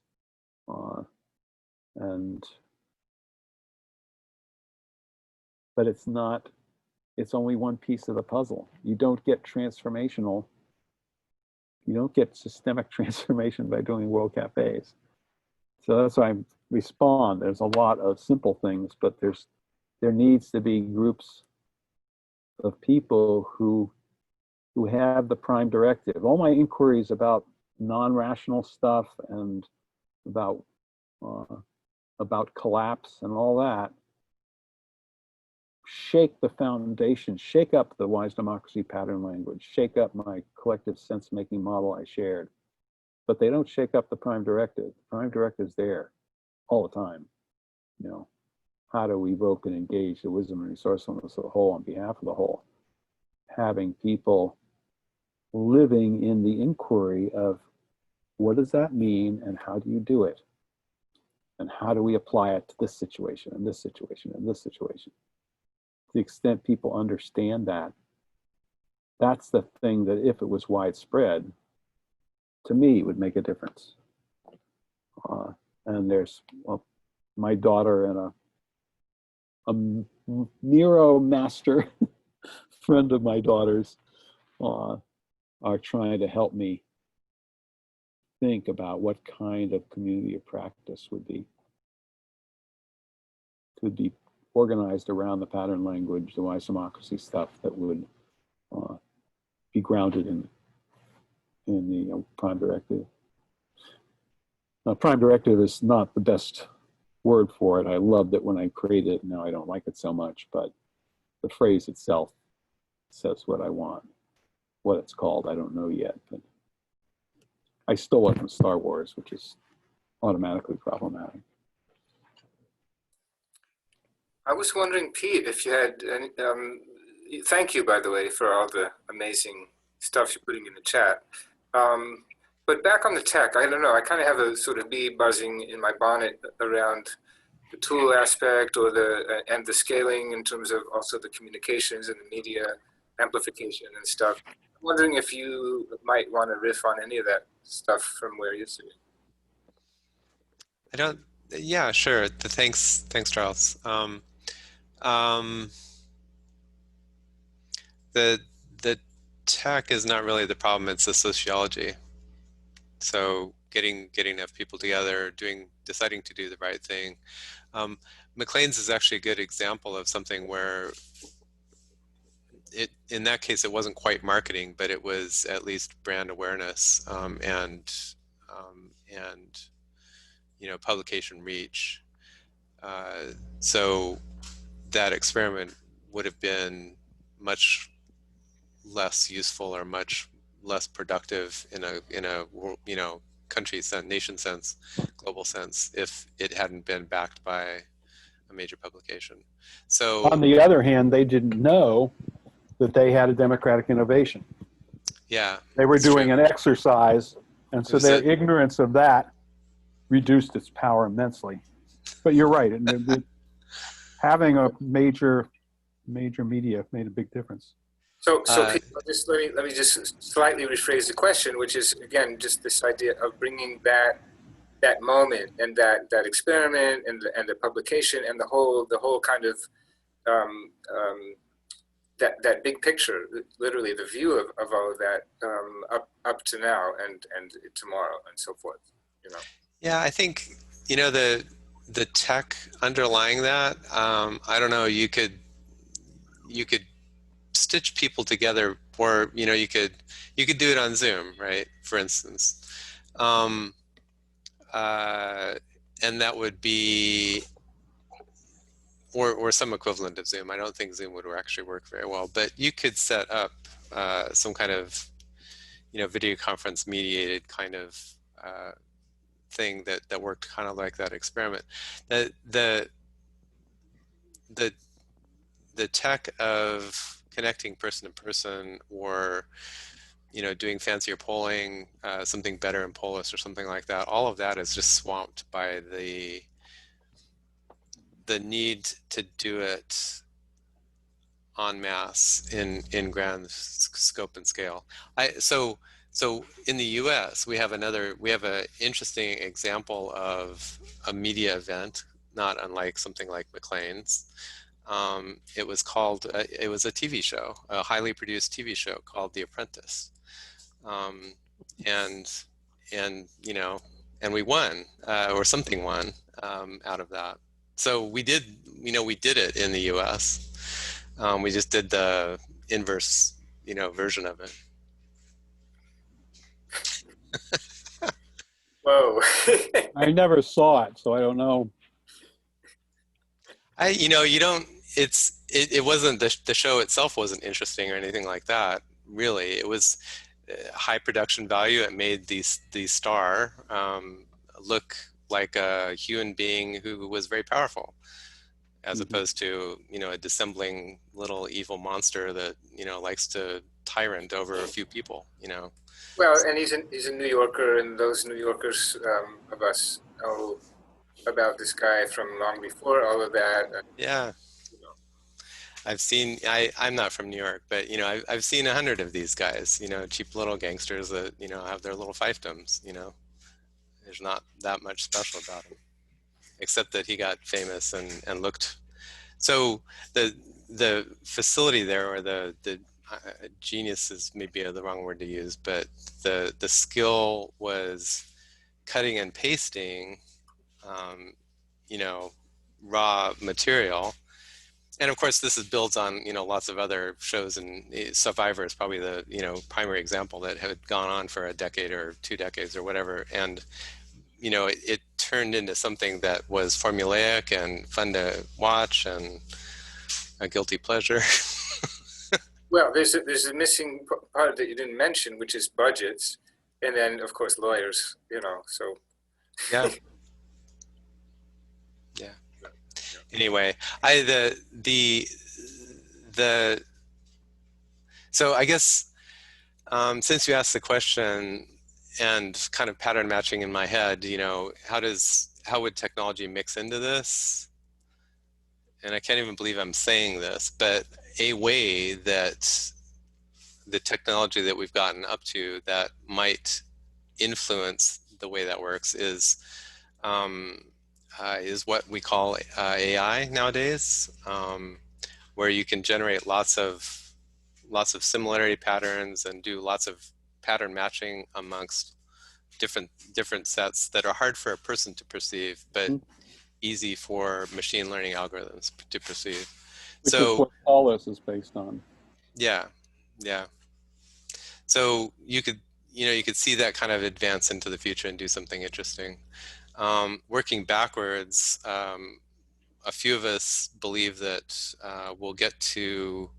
So there's another term, AI, and has very little to do with today's AI. But there's artificial general intelligence, where you start having machines that have, you know, similar cognitive capabilities to people, similar or better. So I think we can see enough that a good chunk of the technologists thinks that that's going to happen.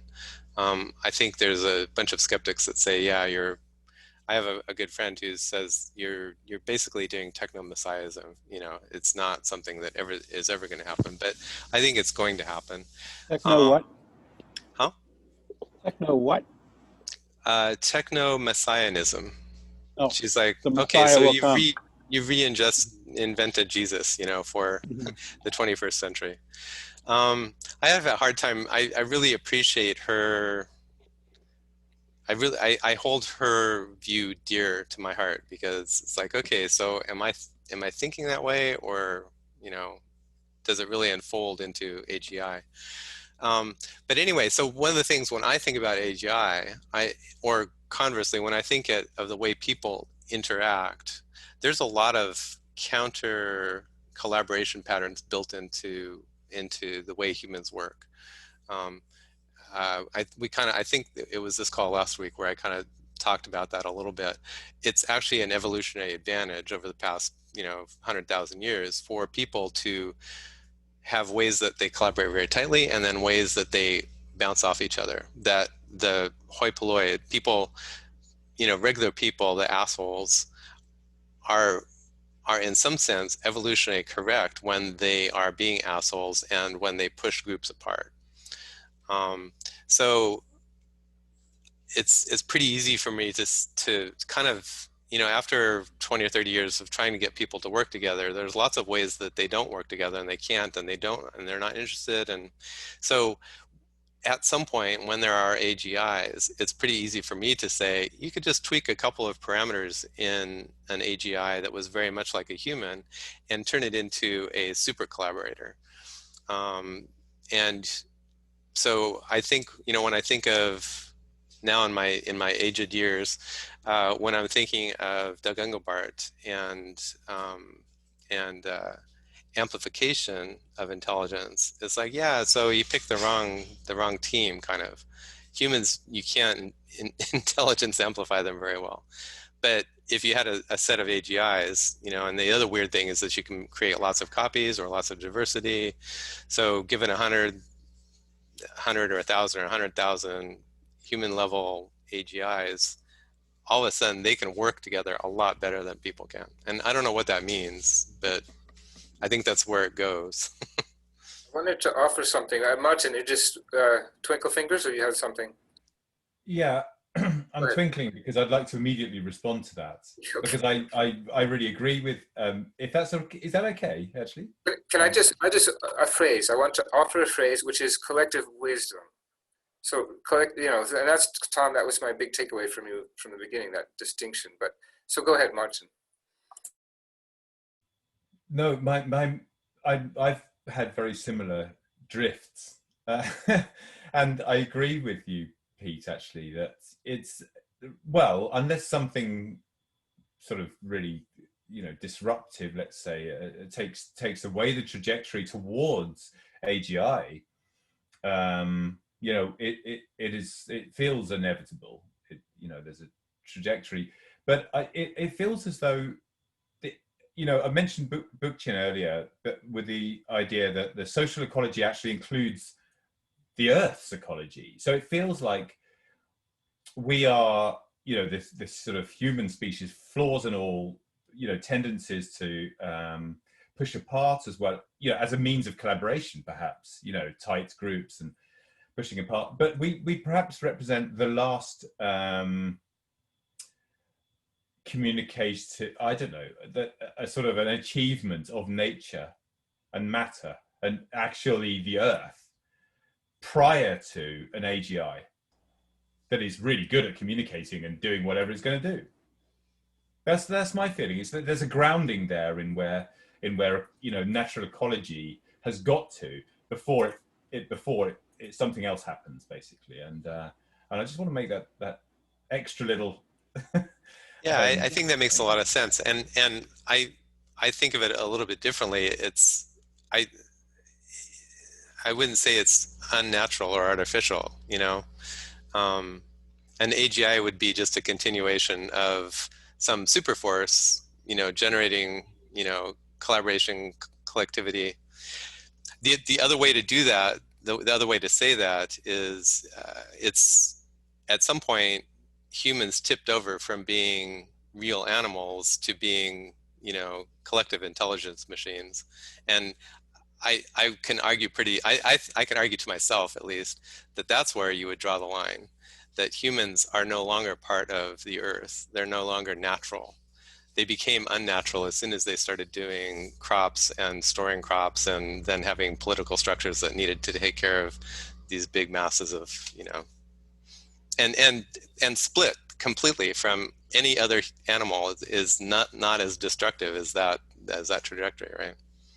Right, and I think we followed artificial memes, or let's say our own creations, as if they're true. Property. Yeah.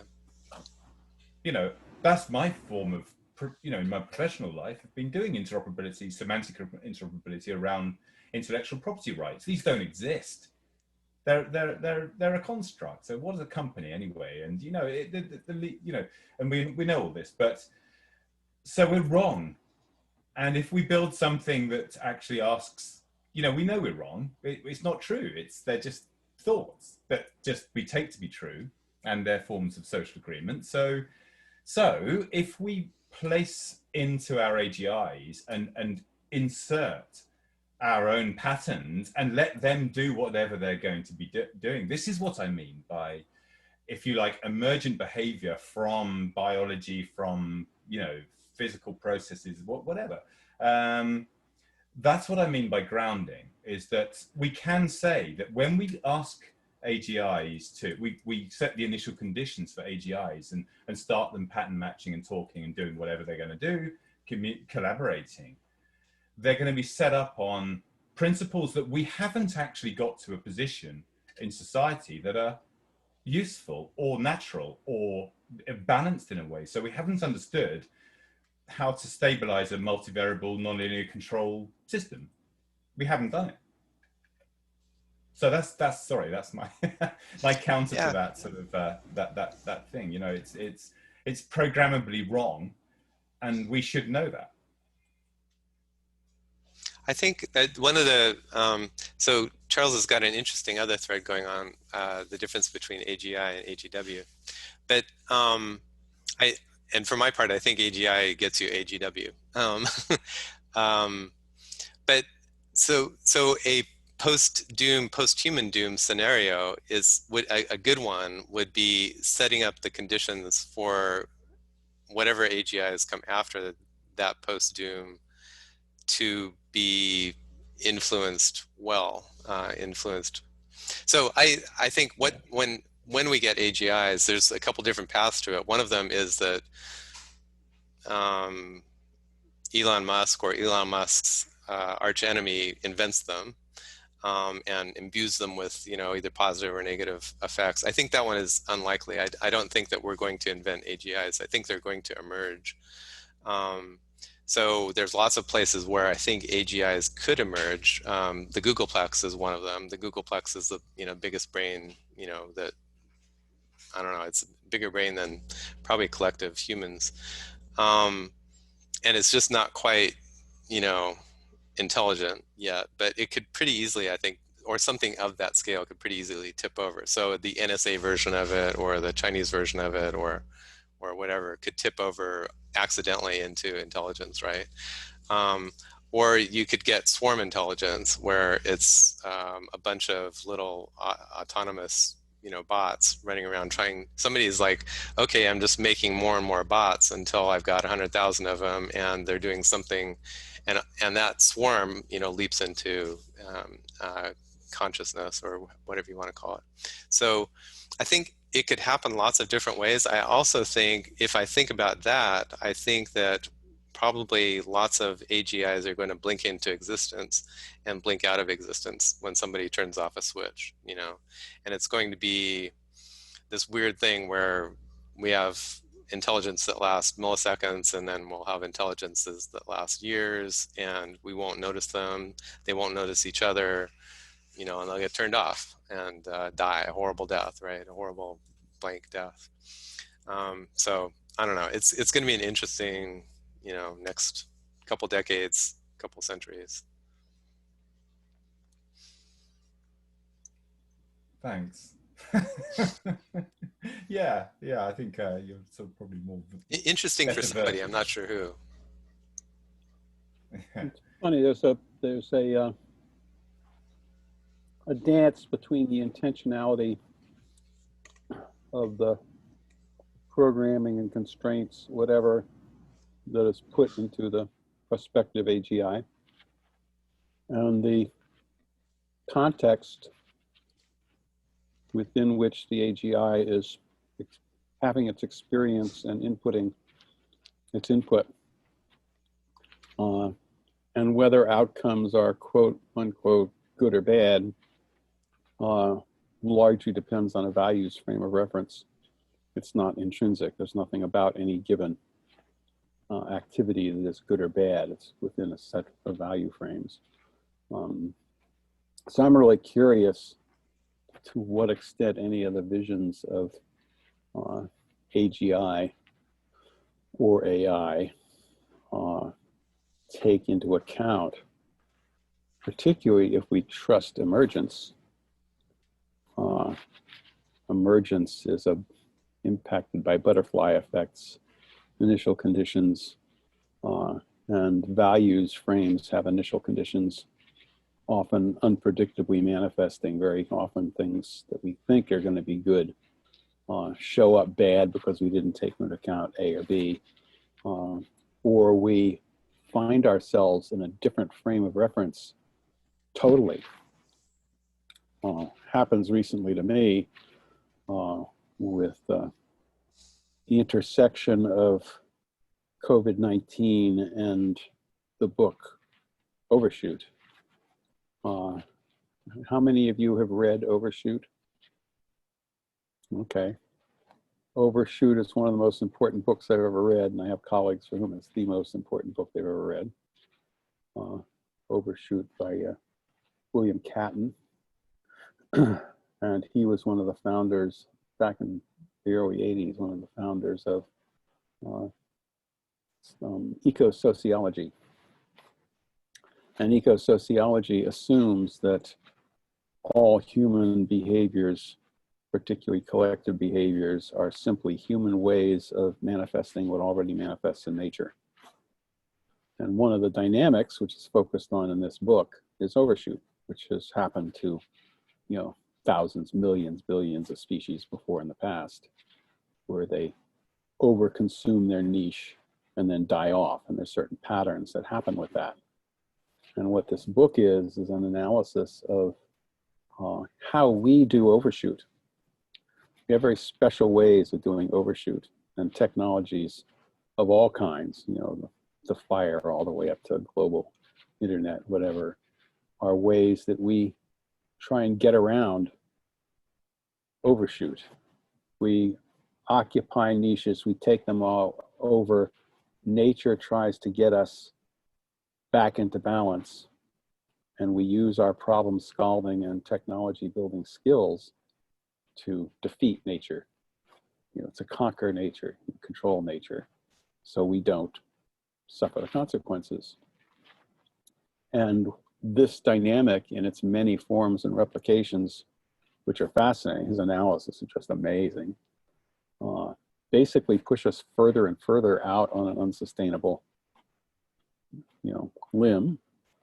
And there are more and more people involved, and more impacts, real and potential, accumulating toxins and radiation and stuff like that, that when the inevitable crash happens, and you learn it's inevitable once you understand the dynamics, it's like, this is not something we're going to get around.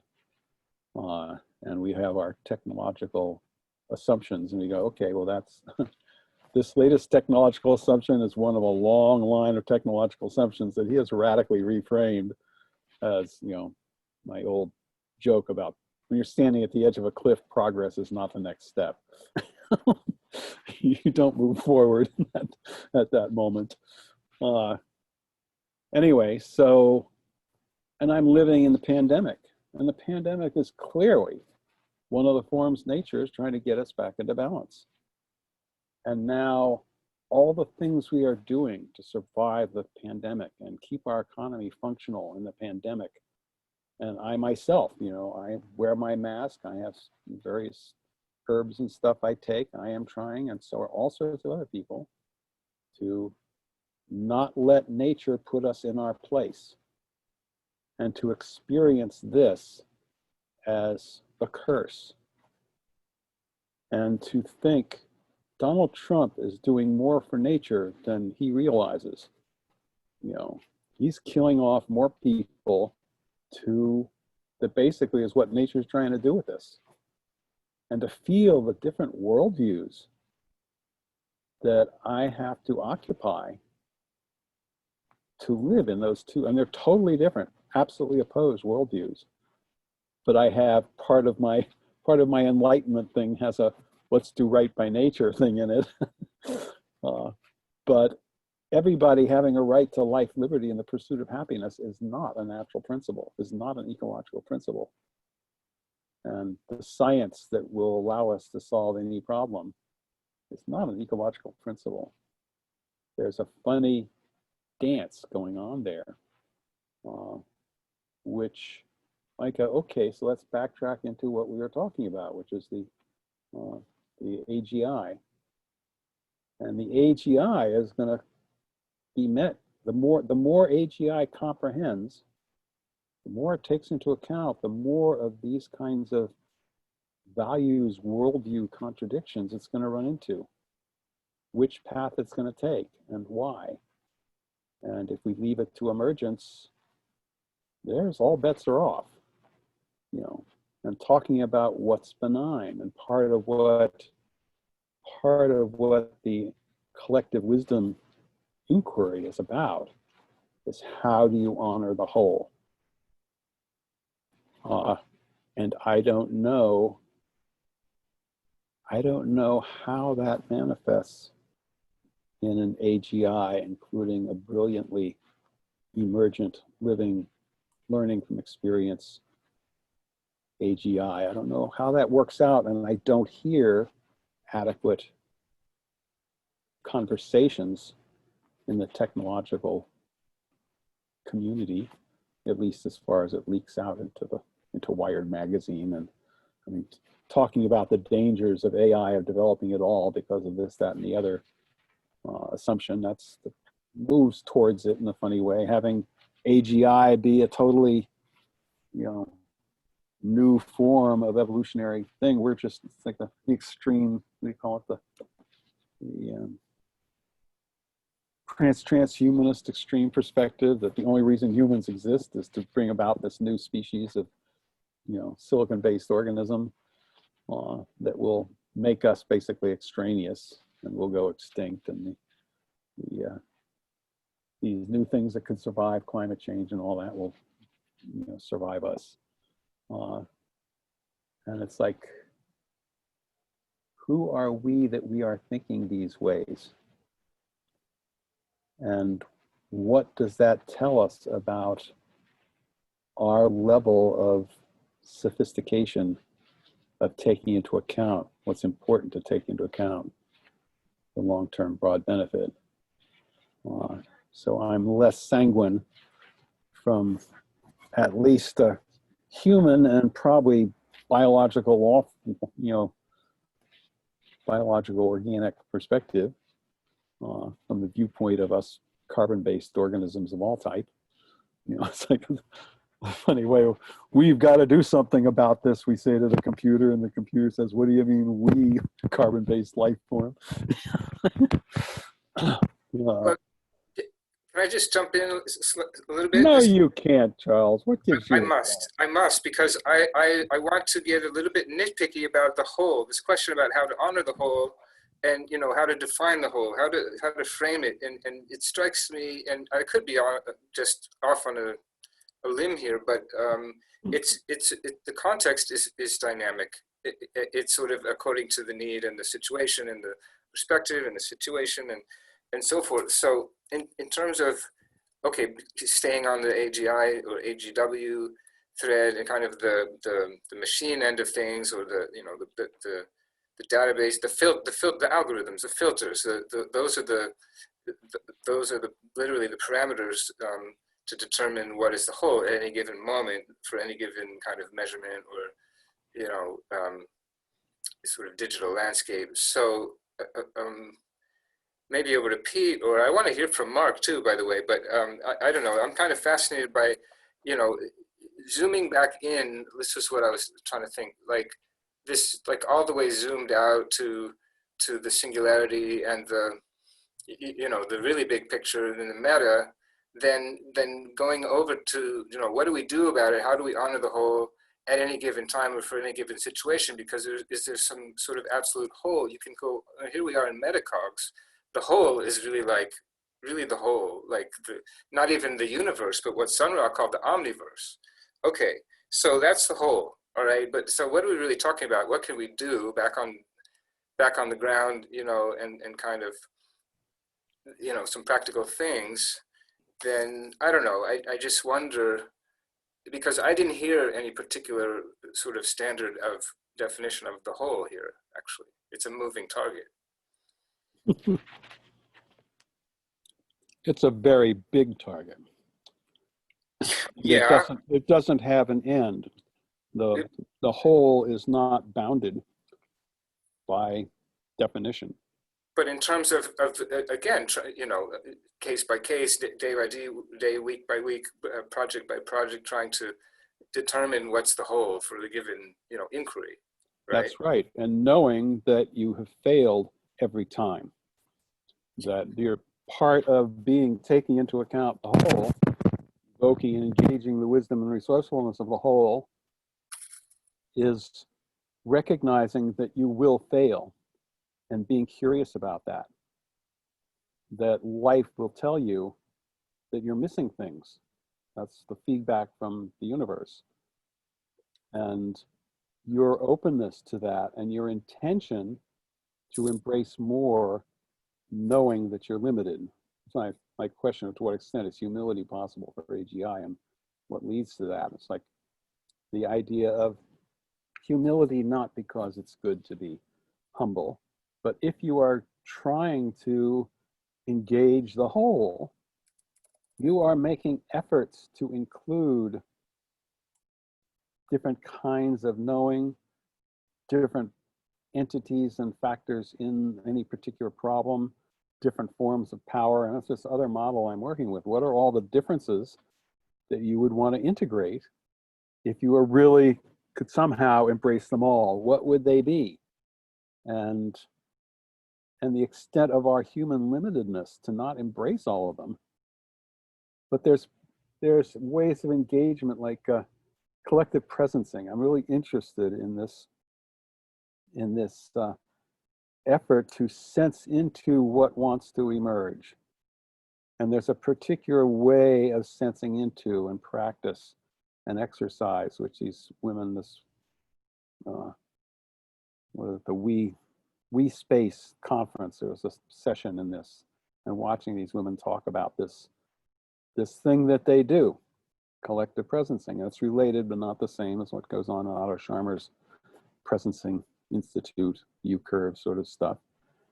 But part of it is you are letting go of all your assumptions of what should be, and you're sensing into what's trying to emerge, and you're sensing into a complexity that you don't understand, and knowing that any effort to understand that is going to be putting something onto it, is going to be putting your frame of reference onto it, and you're just trying to be open into the complexity, and things emerge from that. That's a different way of knowing than what as far as I know, a computer does, and there's part of what appeals to me about it is it embodies a level of openness, discernment, humility that is a good partner for the complexity and certainty that is associated with wholeness.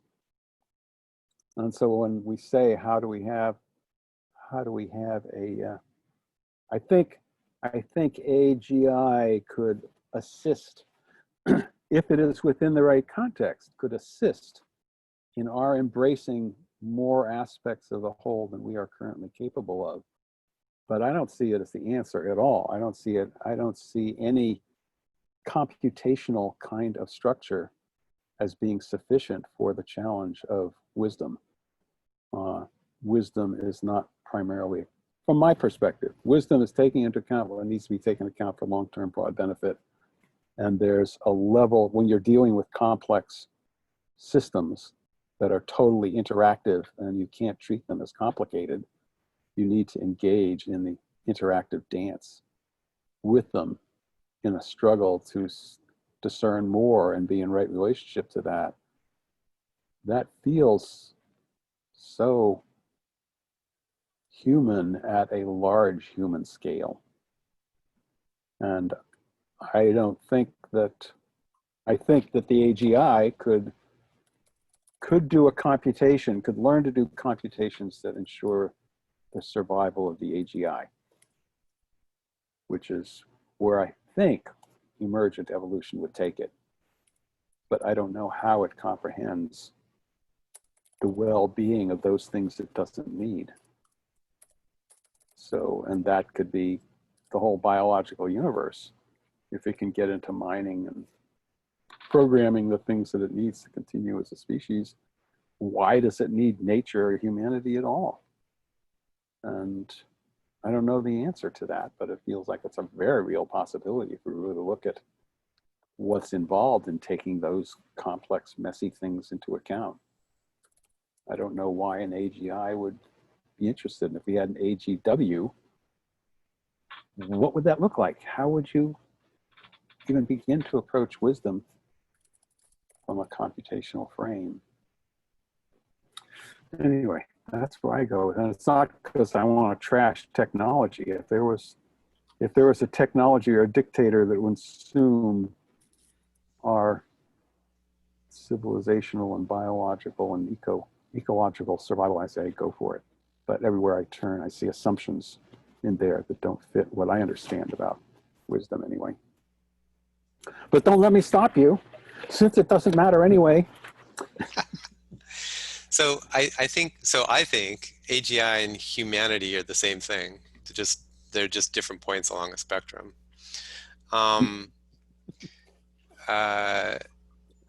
And The idea of being on the spectrum means something different nowadays. Be careful. hey, I'm on the spectrum. So I think the way that we got to be complicated the way that we are, instead of a lot less interesting, or wherever you want to draw the line along the humanity AGI spectrum, in some way, I guess actually it's something else you said that was interesting was computational. And AGI isn't really computational anymore, it's evolutionary. So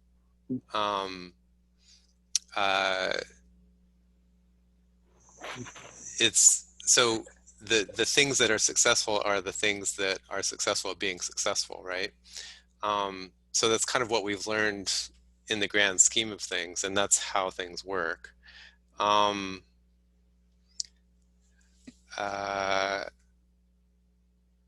I think the way we got to be interesting the way that we are, instead of something a lot more boring and used up a lot more resources, is because the variety is evolutionarily advantageous. So the way the reason nature invented people, the reason nature invented animals, and the reason nature invented plants, it's all kind of one continuous thing, is because sometimes you need plants and sometimes you need animals. Sometimes you need four-legged animals and sometimes you need winged animals. Sometimes you need humans that do this and sometimes you need humans that do that. So I think AGI is just going to continue that branching, evolutionary path. So then, whether, and it's interesting talking about that in values, the root value is something like thou shalt survive, right? Or thou shalt give birth to something better than you. And so the other place that technologists have looked towards, and looked at even something more bleak than AGI taking over the whole universe, was Eric Drexler's Grey Goo, where you invent something, or something gets accidentally invented that decides that its job in life is to replicate as many copies of itself as it can by taking other things apart and turning them into a paperclip or whatever, right? So all of a sudden you've turned the whole world into paperclips, and hopefully from the paperclip's perspective, or the paperclip replicator's perspective, it wants to get to Mars, and it wants to get to Venus, and it wants to get to the next star over and make more paperclips. So that's kind of the limit of, it could get that bad.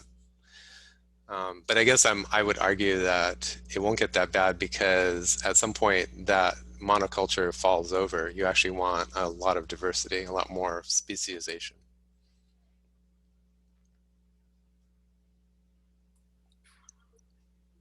Mark, do you have anything to share? How are you doing? I'm loving it. I'm loving it. And I'm wondering, very often when we think, try to process what's going on, we say humanity, as if the dominant society, the Western society, civilization that we live in, was the only one. And when we do that, we tend to disconnect ourselves from, about 80 or 75% of the planet. People who have very different worldview, live differently than us. And Pete, you for instance, you put the link to Cossack Chomé, which is the, Tom, you were relating to happiness earlier, and for this group of people, it is about well living or good living. So kind of challenging you guys to try to think a little bit differently in terms of what is possible, and reaching out to perhaps to integrate into your processes and worldviews and way of thinking these others that are far away from us, but have actually adapted quite well to some degree to you know, what we call modern life or modern lifestyles. And maybe try to, you know, bridge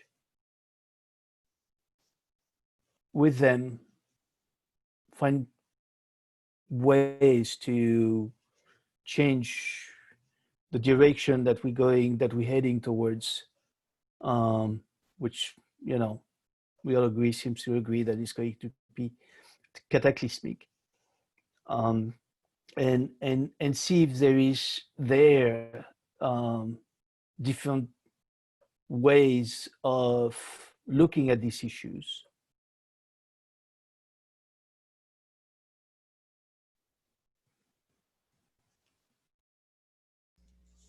That's my thought at the moment. I like that. I think of it differently. So I think back of humanity or whatever, going back, 100,000 years, whatever.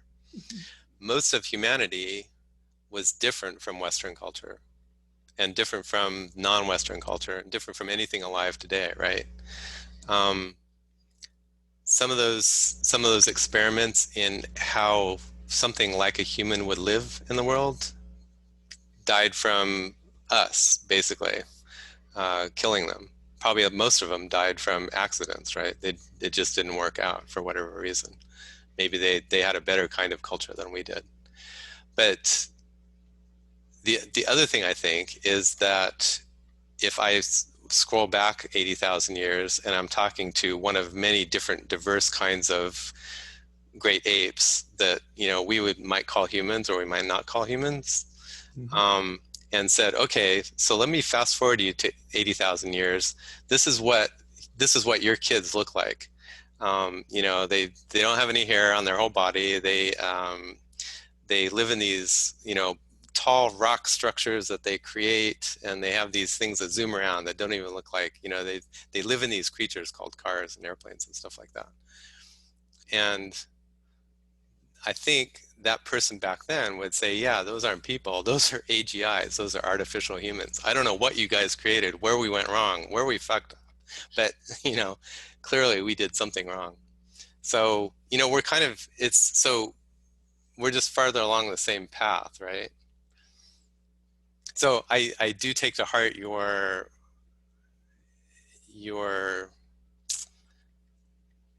admonition, suggestion to think differently. And I think, in some sense, yes, we have to broaden our horizons a lot from here.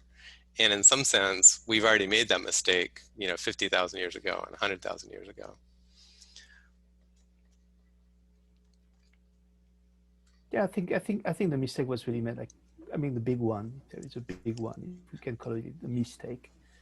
300 years ago, the Industrial Revolution. Not really that screws things up.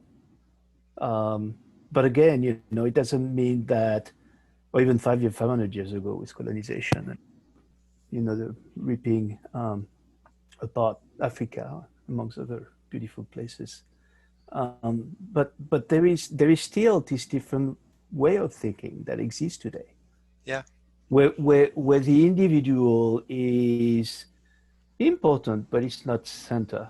They don't have like a centric ways of seeing the world and thinking like, oh, mm-hmm. Is it going to benefit me? Yeah. The environment comes first, and then, the community, the family, the individual comes last. It's a little bit like, I keep on sharing this, but for indigenous people I work with, at least, The jaguar is not on top of the food chain. It's actually at the very bottom of the food chain. Mhm. They think that, you know, when they see a jaguar, they say, oh, wow, you know, that means we can go hunting. The environment is good, is healthy. Because without that very foundation of the, you know, biosphere, the jaguar is dead. So it's you know, it's little things, but they can create change, I believe. You know, same like I was thinking, Tom, when you were talking about all these processes, how so the Quechua, the people I work with mostly in Ecuador, came up with a living plan. And it was a long process. I mean, as you can imagine, the territory is, you know, 1.3 million hectares, with lots of communities everywhere. So just imagine like creating like a process like the one you've been describing, and coming up with a living plan was not so much is not so much a challenge. It's implementing it that has become the challenge, right? So coming up with that consensus, that sense making, like, oh, you know, we're facing all these problems. With different level of assimilation, acculturation, how do we go and figure out what as a nation is best for everybody? And it's a fascinating process. I'm following from here, you know, like sitting in my computer, talking with my friends, Quechua friends, and learning about all these little steps that they're making towards having that consensus. And I think there is a lot to learn there.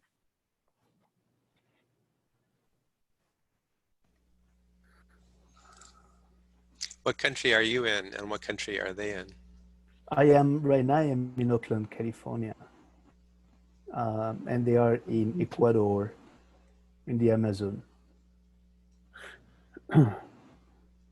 But I started something similar with another tribe in Brazil, which is compounded, the difficulty is compounded by the fact that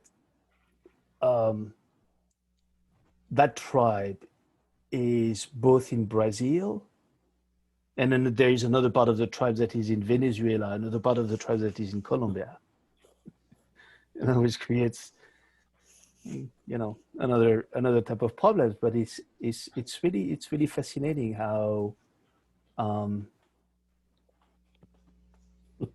they come to a point where they need to understand, first of all, what everybody else is living, exactly what, you know, you were sharing, Tom. And from that moment, these ideas or programs, projects are brought to life. And really the Quechua living plan is you read it and you go like, wow, they came up with that? Of course they came up with that. Why not? You know? But it's uplifting.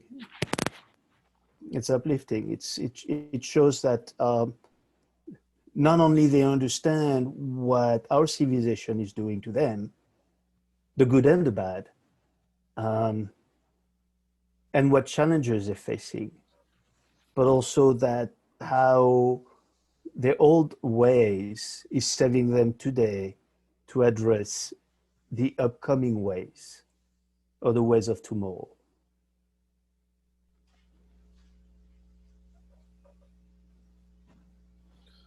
So many things come up.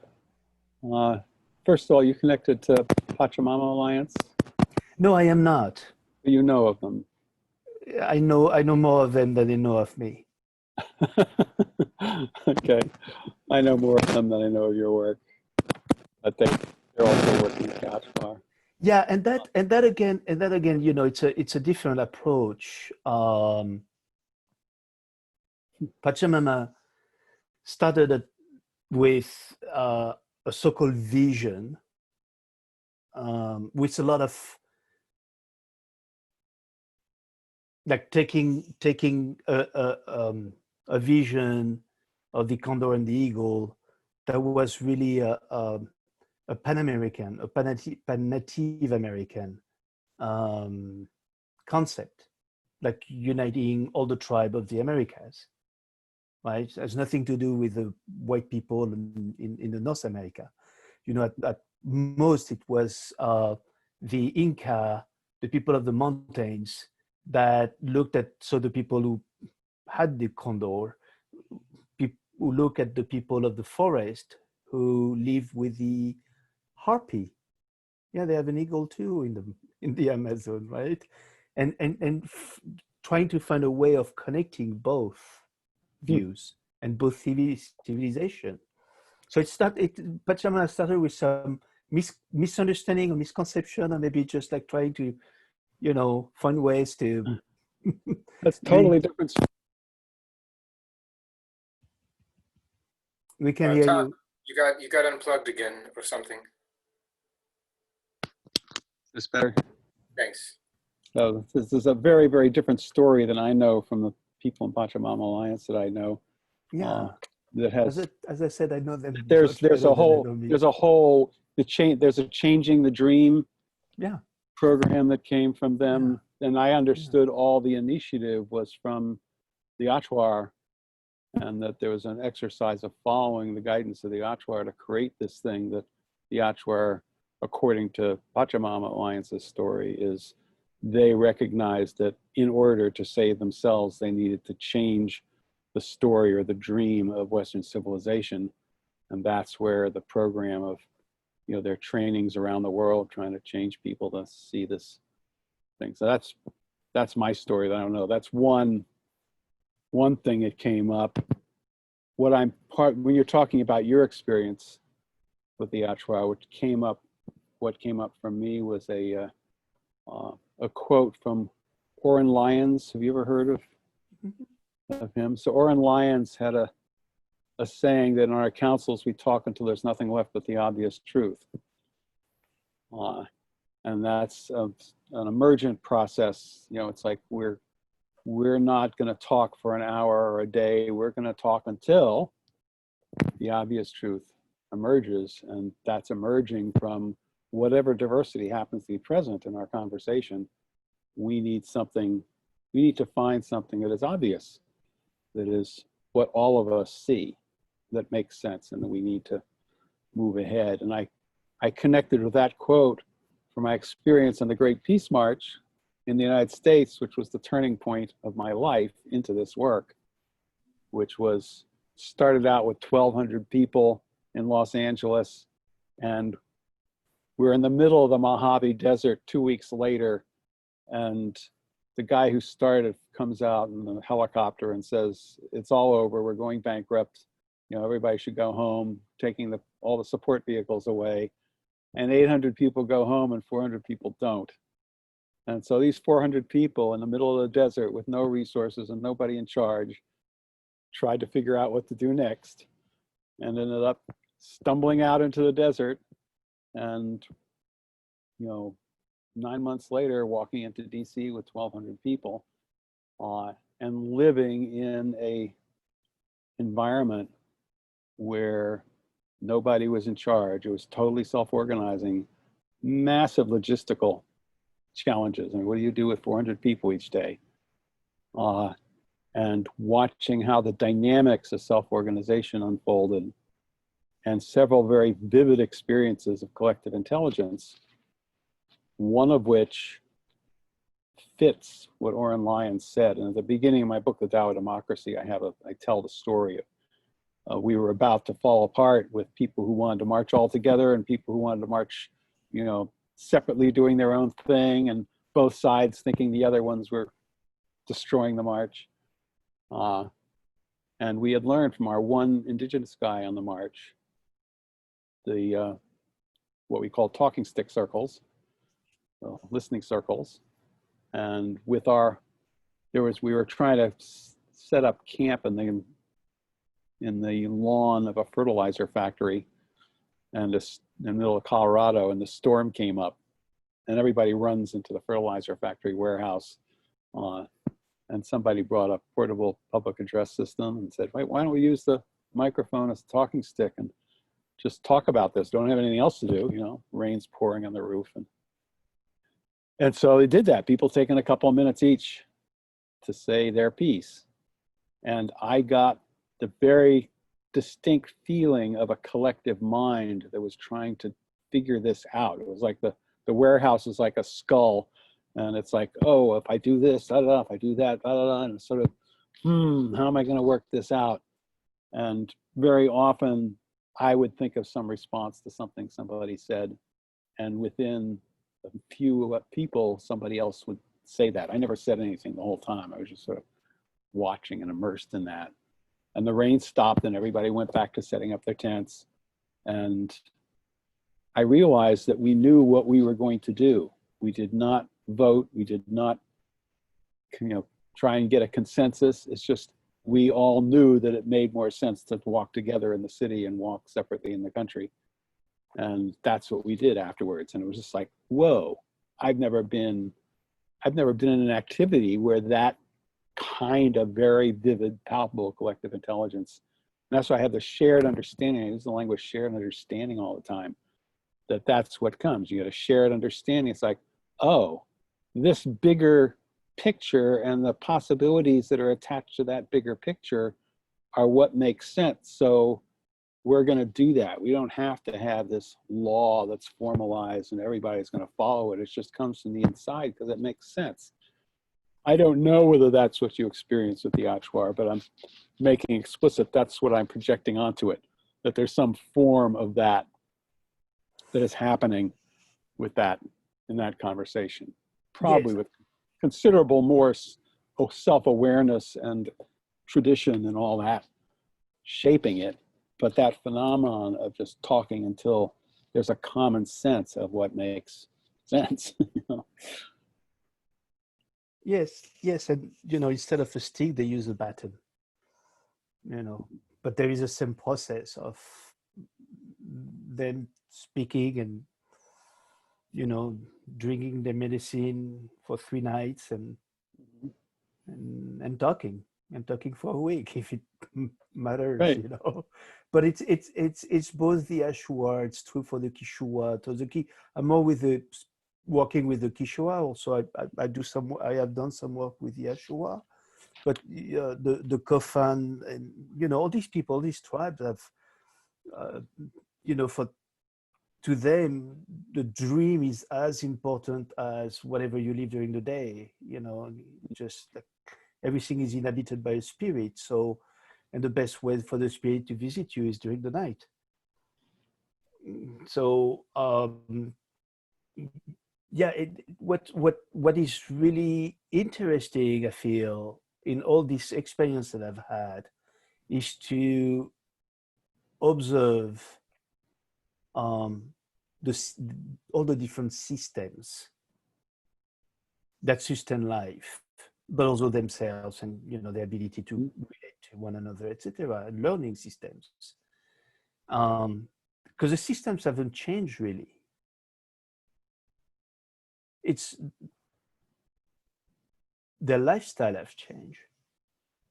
You know, whether some live, you know, in border towns, others, you know, 2 hours from border town. So that means that they have access to, you know, our Western stuff.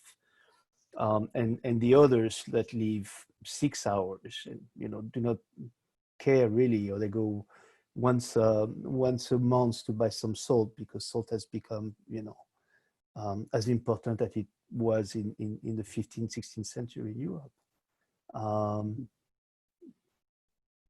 But it's really these systems that I'm really passionate about. It's learning how everything is so dynamic. How do they managed to, despite everything that has happened, colonization, slavery, you know, missionaries and everything, to have kept all these systems. And they're relevant. I mean, the proof is in the pudding. They're still alive. And they're still living. And they're still living a, you know, a somewhat indigenous lifestyle. Very much more than what we can see when we look at them with a shirt and shoes and pants. So that's something that they don't do anymore. They don't make the clothes anymore for most of them. But, you know, other than that, it's very complicated.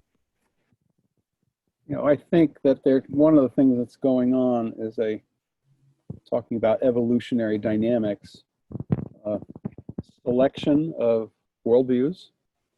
You know, that one of the things that's happening is those societies that are living in particular worldviews have certain dynamics in their functioning within the larger world context, and that as certain feedback loops and dynamic tensions unfold, those dynamics are going to be tested in ways in terms of that species of worldview, different from biological species, but ideas go through similar evolutionary dynamics. And worldviews and cultures, which are lived worldviews. And so I have a sense that given the terminal dynamics of Western technological problem solving, linear thinking, individuated, whatever, that cluster of perspectives that make up the quote unquote Western worldview will be selected against because they are not congruent with complex living systems. And that those people and activities that live in that worldview will be selected against because of the worldview. And my concern about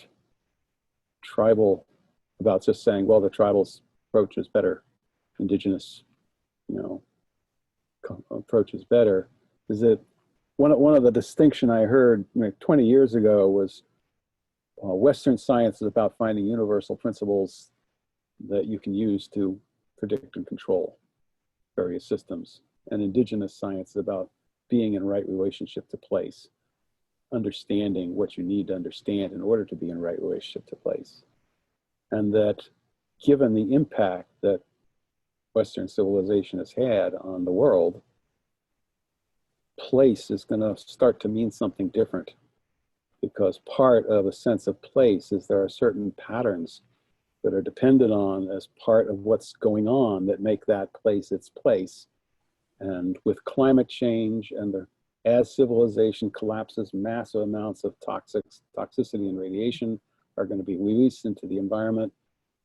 The undependability of place as a reference point is going to undermine the ability of people, primarily tribal societies, for whom place and right relationship and the sense of, you know, all my relations, the sense of a living dynamic family of organisms and living systems that are all participants with me in this big thing that's going on, which is life, that is going to be shaken in fundamental ways. And part of and I don't know any of this is right or any of this is going to work, but part of my own worldview is thinking of things like permaculture. Permaculture is this interesting mix of both approaches. It is grounded primarily in place, which it calls site. Site is small, site is big, whatever, but we are in relationship with that, and we're using certain universal principles like the need for diversity, the need for redundancy. We are trying to apply those to the place, but if the place tells us something different, the place wins. We don't use our principles or guidances. They are not rules, and we do not have them dominate the place. So that effort to play both sides of that very different worldviews about what kind of knowledge is valuable is, to me, an emergent phenomenon, which I like to think has its own survival value. And there are people, you know, braiding sweetgrass. Have you bumped into that? That rings a bell, but I don't think so. I want to. You already know it, but to have a sense of recognition. Braiding Sweetgrass is a book by Robin Wall Kimmerer, and she is a biologist, a botanist by Western training, and also has tribal roots that she is very conscious of and lives in. And one of her projects is to be able to bring the gifts of both those worlds together respectfully. And I have never had this thing in Eastern religions. They talk about what is it called? Direct transmission. You know, you talk to the guru, and the guru touches your forehead, and everything changes. It's massive. You know, it's like you don't have to meditate for years. You're just whoa. You know, that's the direct transmission. And reading Braiding Sweetgrass is kind of a direct transmission of at least the indigenous consciousness that was in the Northeast, that was part of her, or Northeast United States, part of her tradition. The sense of reciprocity is the closest word she has to what it is, how your relationship is with the world. And it's not an it's a you know, and I am going to be harvesting you to eat, to survive, and that is a relationship challenge, and there's certain protocols for how you do that. You know, you never take the first, you never take the last, you never undermine the community of that particular kind of thing by your taking. You always ask permission to take the life and thank it afterwards. There's lots of gratitude built into it. It's just like you get a feel for what is it like to live that. And I finished the book that I got to change my life entirely. But it's like, and then the next day it's like, no, I can't, you know, that's not authentic to who I am. And it is so fucking inspiring and clear how far off the rails Western civilization is. And so I'm interested in these things like this collective presencing, which feels like it's another version of taking the medicine and being together, sensing into what's there to be understood that is bigger than what we thought we knew before, what is wanting to happen that we are trying to perceive. There's a different, and that's part of the wisdom dimension I didn't talk particularly about in my shared sense-making model, which has a very rationalistic kind of feel to it. But in the wisdom section, part of that is the non-rational ways of accessing reality. You know, and the question is how to bring them into the conversations which Western immersed people are able to absorb. How do you create an emergent phenomenon, an emergent way of sense making together that contains both the rational and this deeply intuitive spiritual kind of stuff, particularly because we have separation of church and state. We're not allowed to do any big fancy meditations and stuff in our, so part of, just an example of how I think is have those people who can do the more tribal, holistic, intuitive access, spiritually aligned ways of thinking, have them process whatever it is that is being worked on and join the other conversations with their particular gifts and perspectives. I don't know, there's ways in which we talk about how to get experts to testify. Well, this is a kind of expertise. See what it's like to try. Again, it is so different from our normal ways of thinking about things, sensing into things, It's like systems thinking. It's very Western. Systems thinking is very Western. But my definition of systems thinking is anything that takes into account the interconnectedness of things. So from my perspective, shamanic indigenous reality is a very sophisticated form of systems thinking. And the analytic system thinking, okay, it has its gifts too, the feedback loops and all that. That's useful. And there's this other thing, and how do you bring the gifts of all those worlds together, particularly with to a bunch of randomly selected people who aren't familiar with either one of them particularly, you know. But again, the access, the wisdom and resourcefulness of the whole, what the Achwa are doing is that, you know. Yep. And it's not just for our tribe, you know, our culture, it's for the whole, it's for the forest, it's for the world, it's for all the different entities and lives that are involved.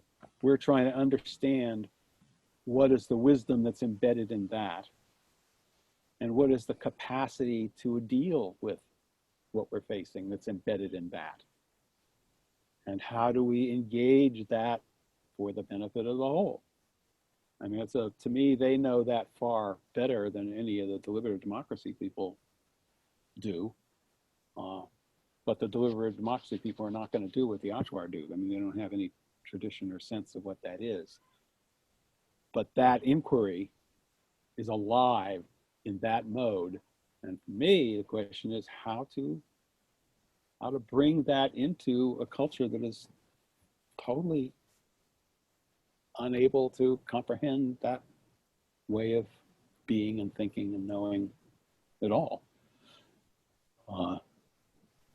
And keeping it alive is really, and the fact that there are languages going extinct, and languages aren't just words that mean the same thing. It's like languages are whole ways of thinking and being and feeling and responding, and having those go extinct. I have some friends who are into preservation of languages that are going extinct, and they go, that's at least as important as the animals, you know, to keep those alive with people who are native speakers, not just here's our records that we have stored in the Library of Congress.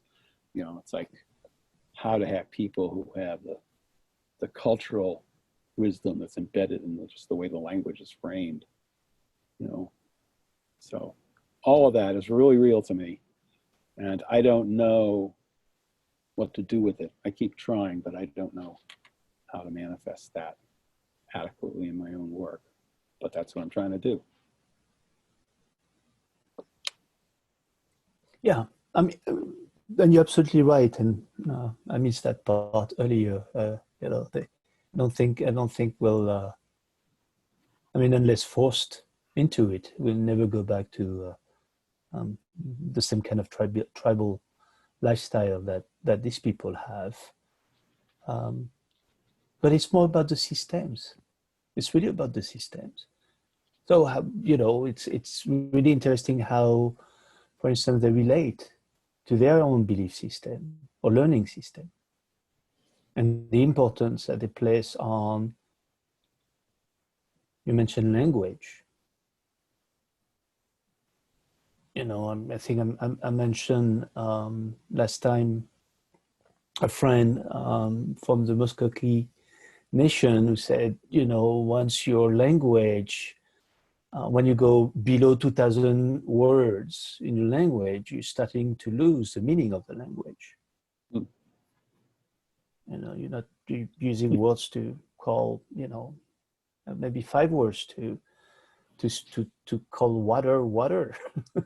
Yeah, and it's not even, I mean, the assumptions underlying the language are as important as the words. I mean, I've heard of languages where there are no nouns. Everything is a verb.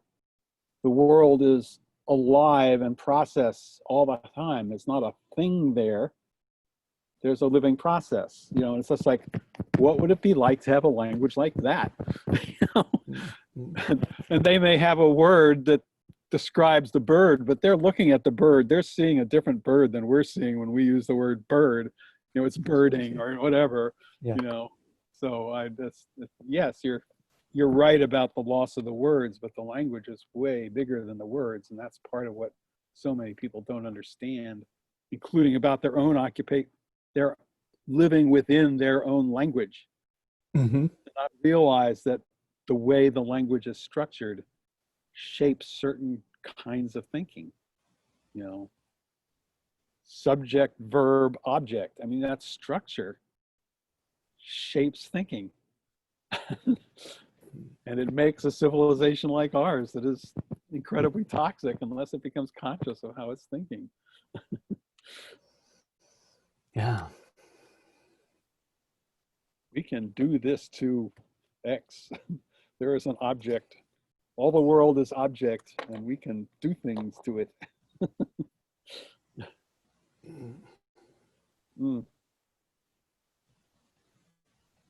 Anyway, I'm really glad you're part of the conversation, Mark. Thank you. I'm really glad I'm here. Also glad for this to be happening, us to be here together.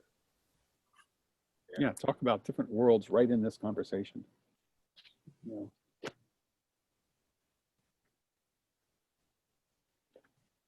And the difference between coming to a shared sense in the terms of a convergence versus coming to a shared sense in a sense of a landscape, you know, where I get more where Mark's coming from, I get more where Pete's coming from, I get more what Martin's coming from, you know, Lauren if she was here, Charlie, whatever, it's like, and you getting more of the same. It's like we know our differences better, and we can think with them.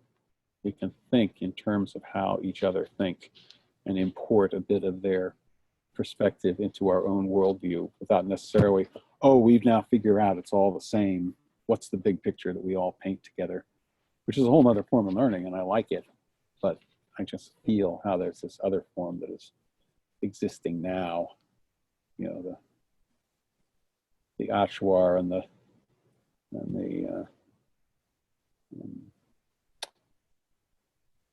AI, AGI. I haven't heard that distinction before, but it's useful. The AGI. How does Achwar fit with the AGI, fit with the, you know, conversation-based wisdom, whatever? It's like, whoa. Maybe the spirit world will tell them. Say what? Maybe the spirit world That's will right. tell them. We have to take some medicine first, I think. That's our artificial intelligence. That's right. That's our technology. What are you looking for? What's the medicine for the machine, actually? Oh, God. Maybe that's back to that wise data thing that popped into my head yesterday. Mm-hmm. But again, I think I can't sort of shake this idea of the context. It's based on whatever is the context, whatever is the filter, whatever is the algorithm, and so forth. It's at any given time, for any given circumstance. Is there like a universal algorithm, actually? Maybe I'm probably not the only one ever to think about that, but you know, it's not absolute necessarily, or is it, you know, in the spirit world? Yeah, okay, sure.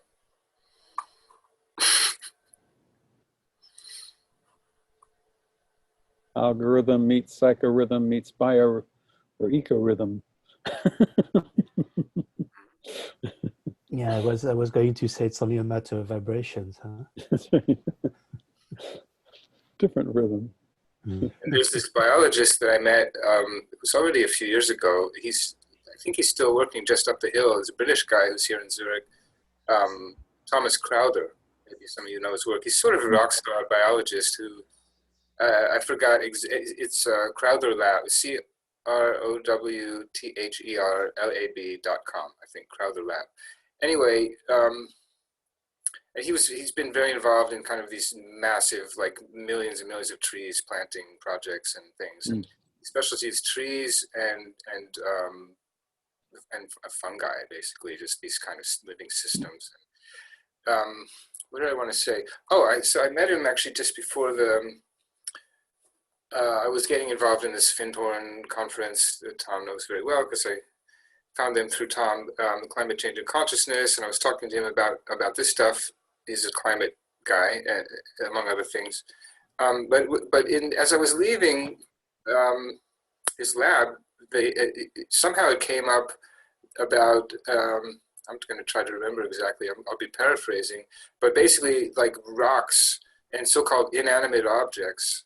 This is nothing new to the, most people in the world, but in terms of the Western mindset, we think about sort of dead things and trying to figure out how to make this concise. But essentially, he was, from a biology perspective, he actually gave his sort of expert take that there's not really anything different between rocks and trees or people or whatever in terms of life. Like, and I'm butchering this, but the thing was that it's just about they're structured. Something is different in the structure, different in how the matter is organized. I can probably call up the quote from somewhere, but the point is, it's a totally different way of thinking. If everything is actually alive or dead, or it doesn't matter about the definition, but it's the same technically. Nora Bateson, Gregory Bateson's daughter, has this idea of semathesy. And semathesy is mutual learning in context. That's the definition of semathesy. And her idea, and I actually spread that meme with a poem in my blog, that she looks at that as a universal pattern. There's a way in which learning is you are reshaping yourself and your responsiveness by what's going on between you and the other entities in the context. And they're doing the same thing. And it's a really interesting way to think about what's going on everywhere at all scales. And we humans have a particular way of doing this, which is conversation. And there are ways to do conversation where there is higher quality learning happening than others. And that's part of what our consciousness has to offer to the evolution of semathesy, is these higher quality generative conversations. So we are all mutually learning in conversation, in context. And there's a funny way in which that could be framed as our salvation. There's a breakthrough where we need new ways to do that will allow us to continue to be part of the mutual learning in context that's called the biosphere. And if we don't, if we have other forms of mutual learning going on that are not aligned with the kind of mutual learning in context that's happening in the biosphere all the time, we're out of here. And what do the AGIs, how do they mutually learn in what context? What does that look like? And where did that pattern come from, whatever it happens to be?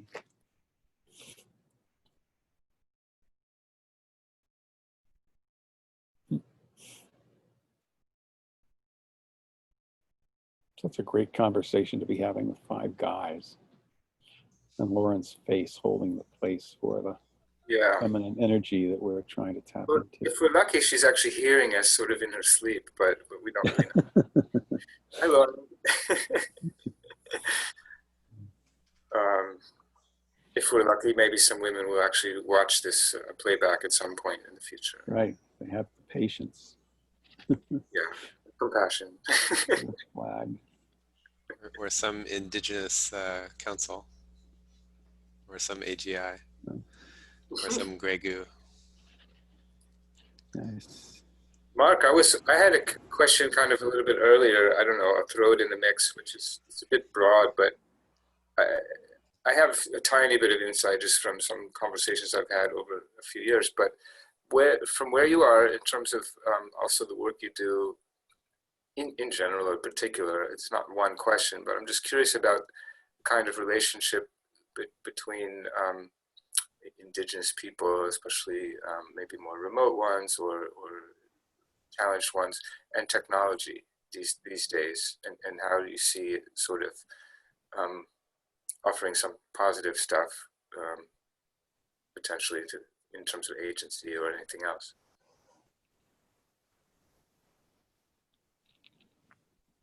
What type of particular technology you have in mind? I was thinking in particular just communications and internet, but I don't know. It could be other things. It's quite a general sort of offering to if you want to respond or resonate at all. Yeah, so we applied for a grant to get some towers across the Amazon to there were different objectives to that, but we didn't get it. But the biggest issue faced by indigenous people in the Amazon is intrusions today. The fires, of course, in the southern part, but really, gold miners, loggers. So the idea was, for instance, a year ago, important leader for one of these tribes was murdered, and the Brazilian government sent some people there to find out what had happened. And they said, well, we don't see any traces of illegal loggers or miners, and that was the indigenous community was saying, were murdered by these people. So the idea was, to take that and think of ways that not only they could record, but also communicate more instantly, whether in the form of, reaching out to other tribes, neighboring tribes that might come to help. But that's one of the big issue today that they face. But there are many others. I mean, when Carlos Nobre, for instance, is a big proponent of a proposition to allow indigenous people to actually create a value process of what they have access to. And one of the things that I'm doing is allowing indigenous people to be in a position where they can assess their traditional knowledge in a modern context, which is, the simplest words to express something that, where, for instance, we know there are at least 40,000 plants known to sustain life and these indigenous tribes. The idea is, how do we help them value these assets in a way that is both culturally appropriate and doesn't put them in danger of losing, the traditional knowledge and the systems, right? So that's one of my focus that's been there. I mean, I'm using balms and creams that I've brought back from the Amazon, and they cure stuff that any other Western medicine will take 3 times. So not only are toxic, but also will take much longer to help heal skin lesions and cuts and other things like that, for instance. But there is that possibility. So that's really, so there is a need in terms of technology to map out these resources, but mapping them in a way that the information, always the information stays in the hands of these indigenous people. Though it's not shared with the outside world. They want to share it, they can share it. And there is a process that we've designed that allows them to do that. Just like the financing hasn't been coming yet. Oh, sorry, I was muted. That speaks to a whole data kind of sovereignty, security type of approach, right? Yeah, DAOs. absolutely, absolutely. Yeah, yeah. First, it has to come from them. You know, whatever projects that I'm involved in has come from them. And second, there is all this, you know,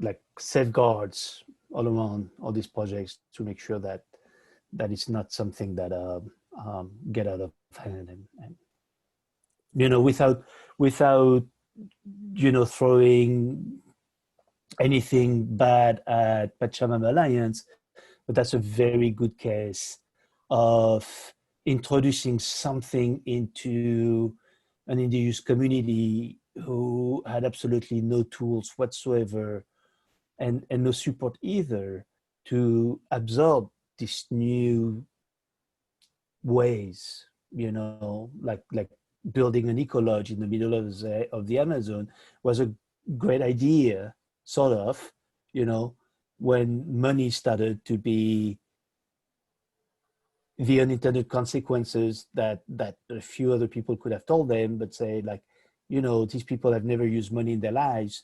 They've never been, except for hunting, away from their community for more than 3 days. And yet, you know, that's a function that they have, but suddenly they need to take care of a lodge. You know, need to learn how to make a balance sheet, you know, and deal with money. That's not something that, you know, comes right away. Right. So there is all these things that come when we have this relationship with Indigenous people that we need to keep in mind. Otherwise, things get out of hand, and very rapidly, a very functioning society becomes highly dependent on things on the outside world.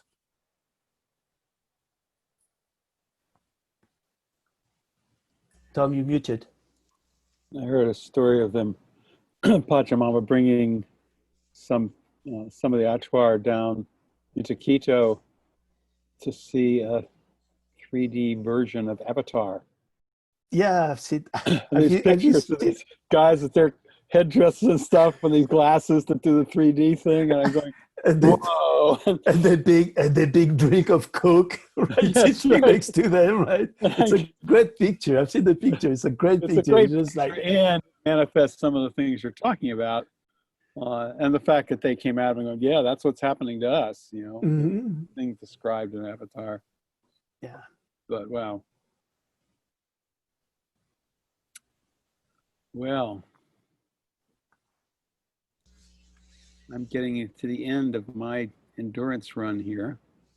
We're doing pretty well. It's 2:03 in the morning over here, and we've been going 5 hours since the beginning of the session, 4 hours, Tom, since you joined us punctually, despite your sort of potential adversity over there. So thank you again. Hopefully we distracted you enough a little bit away from that in a good way. Now I'll catch up on all the messages that I know don't have to do with danger, imminent danger, but you know, should the house buy a bunch of COVID masks for homeless people? That's one of the things I saw going on. Side, interesting. Okay. So I will dive into those worlds now. Thank you again, just for being here, and for your time and generosity. Your wonderful gifts that we want to help share, that you're giving to people, and so hopefully by creating more awareness and spreading in ways that it could actually be used. And I learned a lot in the conversation, so I'm very appreciative for the different perspectives and gifts people brought. Likewise, me too. And you know you're welcome back, and sort of as things come up, as you feel them bubbling, then yeah, you're welcome. So thank you again. Watch what you wish for. Oh yeah. Bring it on. Okay. Thank you so We much. can leave it with it, but thanks, Tom. Have a great day. Okay. Everyone. Thank you, Charles, for hosting us. Take care, everybody. Thank you, Pete. Martin, I think Lauren must definitely be asleep. Yeah. Okay. I have another event that started an hour ago. Oh, okay. But I've been late all day, so that's okay. This was really rich, and yeah. Thank you, Charles. Thank you, Lauren. Yeah. I'm off too for dinner. Thanks, Martin. Okay, Okay. then. We'll Thanks, catch up Thank you, with Pete. everyone soon. Thank you, Martin. Martin, I have a question relating to what you were talking earlier. Are you Irish? No, my wife is actually. So Your wife is. yeah, I'm English. Strangely, with a Gaelic name. Doe, they say here, and would spell it differently. So, so yeah, but I'm not. No, they call me a blow-in here in West Cork. So Oh, you're in Cork. it's a lovely term of endearment, really, in this sort of coming from the climate of Brexit, the heated sort of polarization, and really the reverse of how Tom has been speaking. And we've all been talking around constructive and healthy listening. We couldn't, the Brexit debate, if you might be familiar with any of that, the polarization and what was surprising to me is actually how quickly you can go from, sort of a background consensus, there are issues, but there's no big deal, into something which gets into every family and every community, it turns into, and the discussions go round and round in the same, and more sort of divergent and kind of coalesce in this sort of right and wrong, and just how quickly that could happen, and how engineered it could be as well. That really is quite something something sort of difficult to be around, because of course children pick it up, and it's everywhere, and that's just, it was just toxic, and I suppose a little bit of hope in that is that sorry, I'm rambling on, am I Irish, but a little bit of hope is that, just to finish off, is that perhaps with a reverse meme, with faced with something ugly, maybe really ugly, faced with the consequences of generations of sort of conduct and acquiescence, and then perhaps the reverse can be true, a very rapid healing, rapid listening. Charles in particular, but it would like to think of rapid learning, and the hope that maybe this sort of singular point of mass connectivity in the digital realm might actually bring something that hasn't happened before bring a possibility, at least this sort of idea of capacity. It's true that we haven't had a couple of billion connections that can be made where we can, to some extent or other, communicate with people on the end of that communication. That's new. Yeah. On the tip of the rapid listening, just a quick interjection. It strikes me that we're wired for rapid everything. Rapid listening. There was this amazing Malcolm Gladwell book, Blink. It talked about the optics and the kind of neurology of just the incredible resolution, granularity of the systems we have. And so rapid listening is there actually, but connecting it into the awareness, I think, is what is the point, right?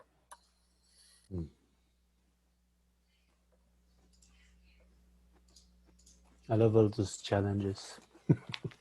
Yeah. Otherwise we'd be bored, right? What else are we going to do? I don't know.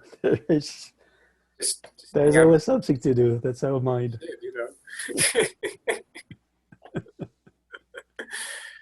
All right, guys. Good night. Thank you. Yeah, lots of love. I'm going to sign out. Good night, good day, good evening, everyone. Bye-bye. Okay. All right. Ciao. Thank you so much. Yay.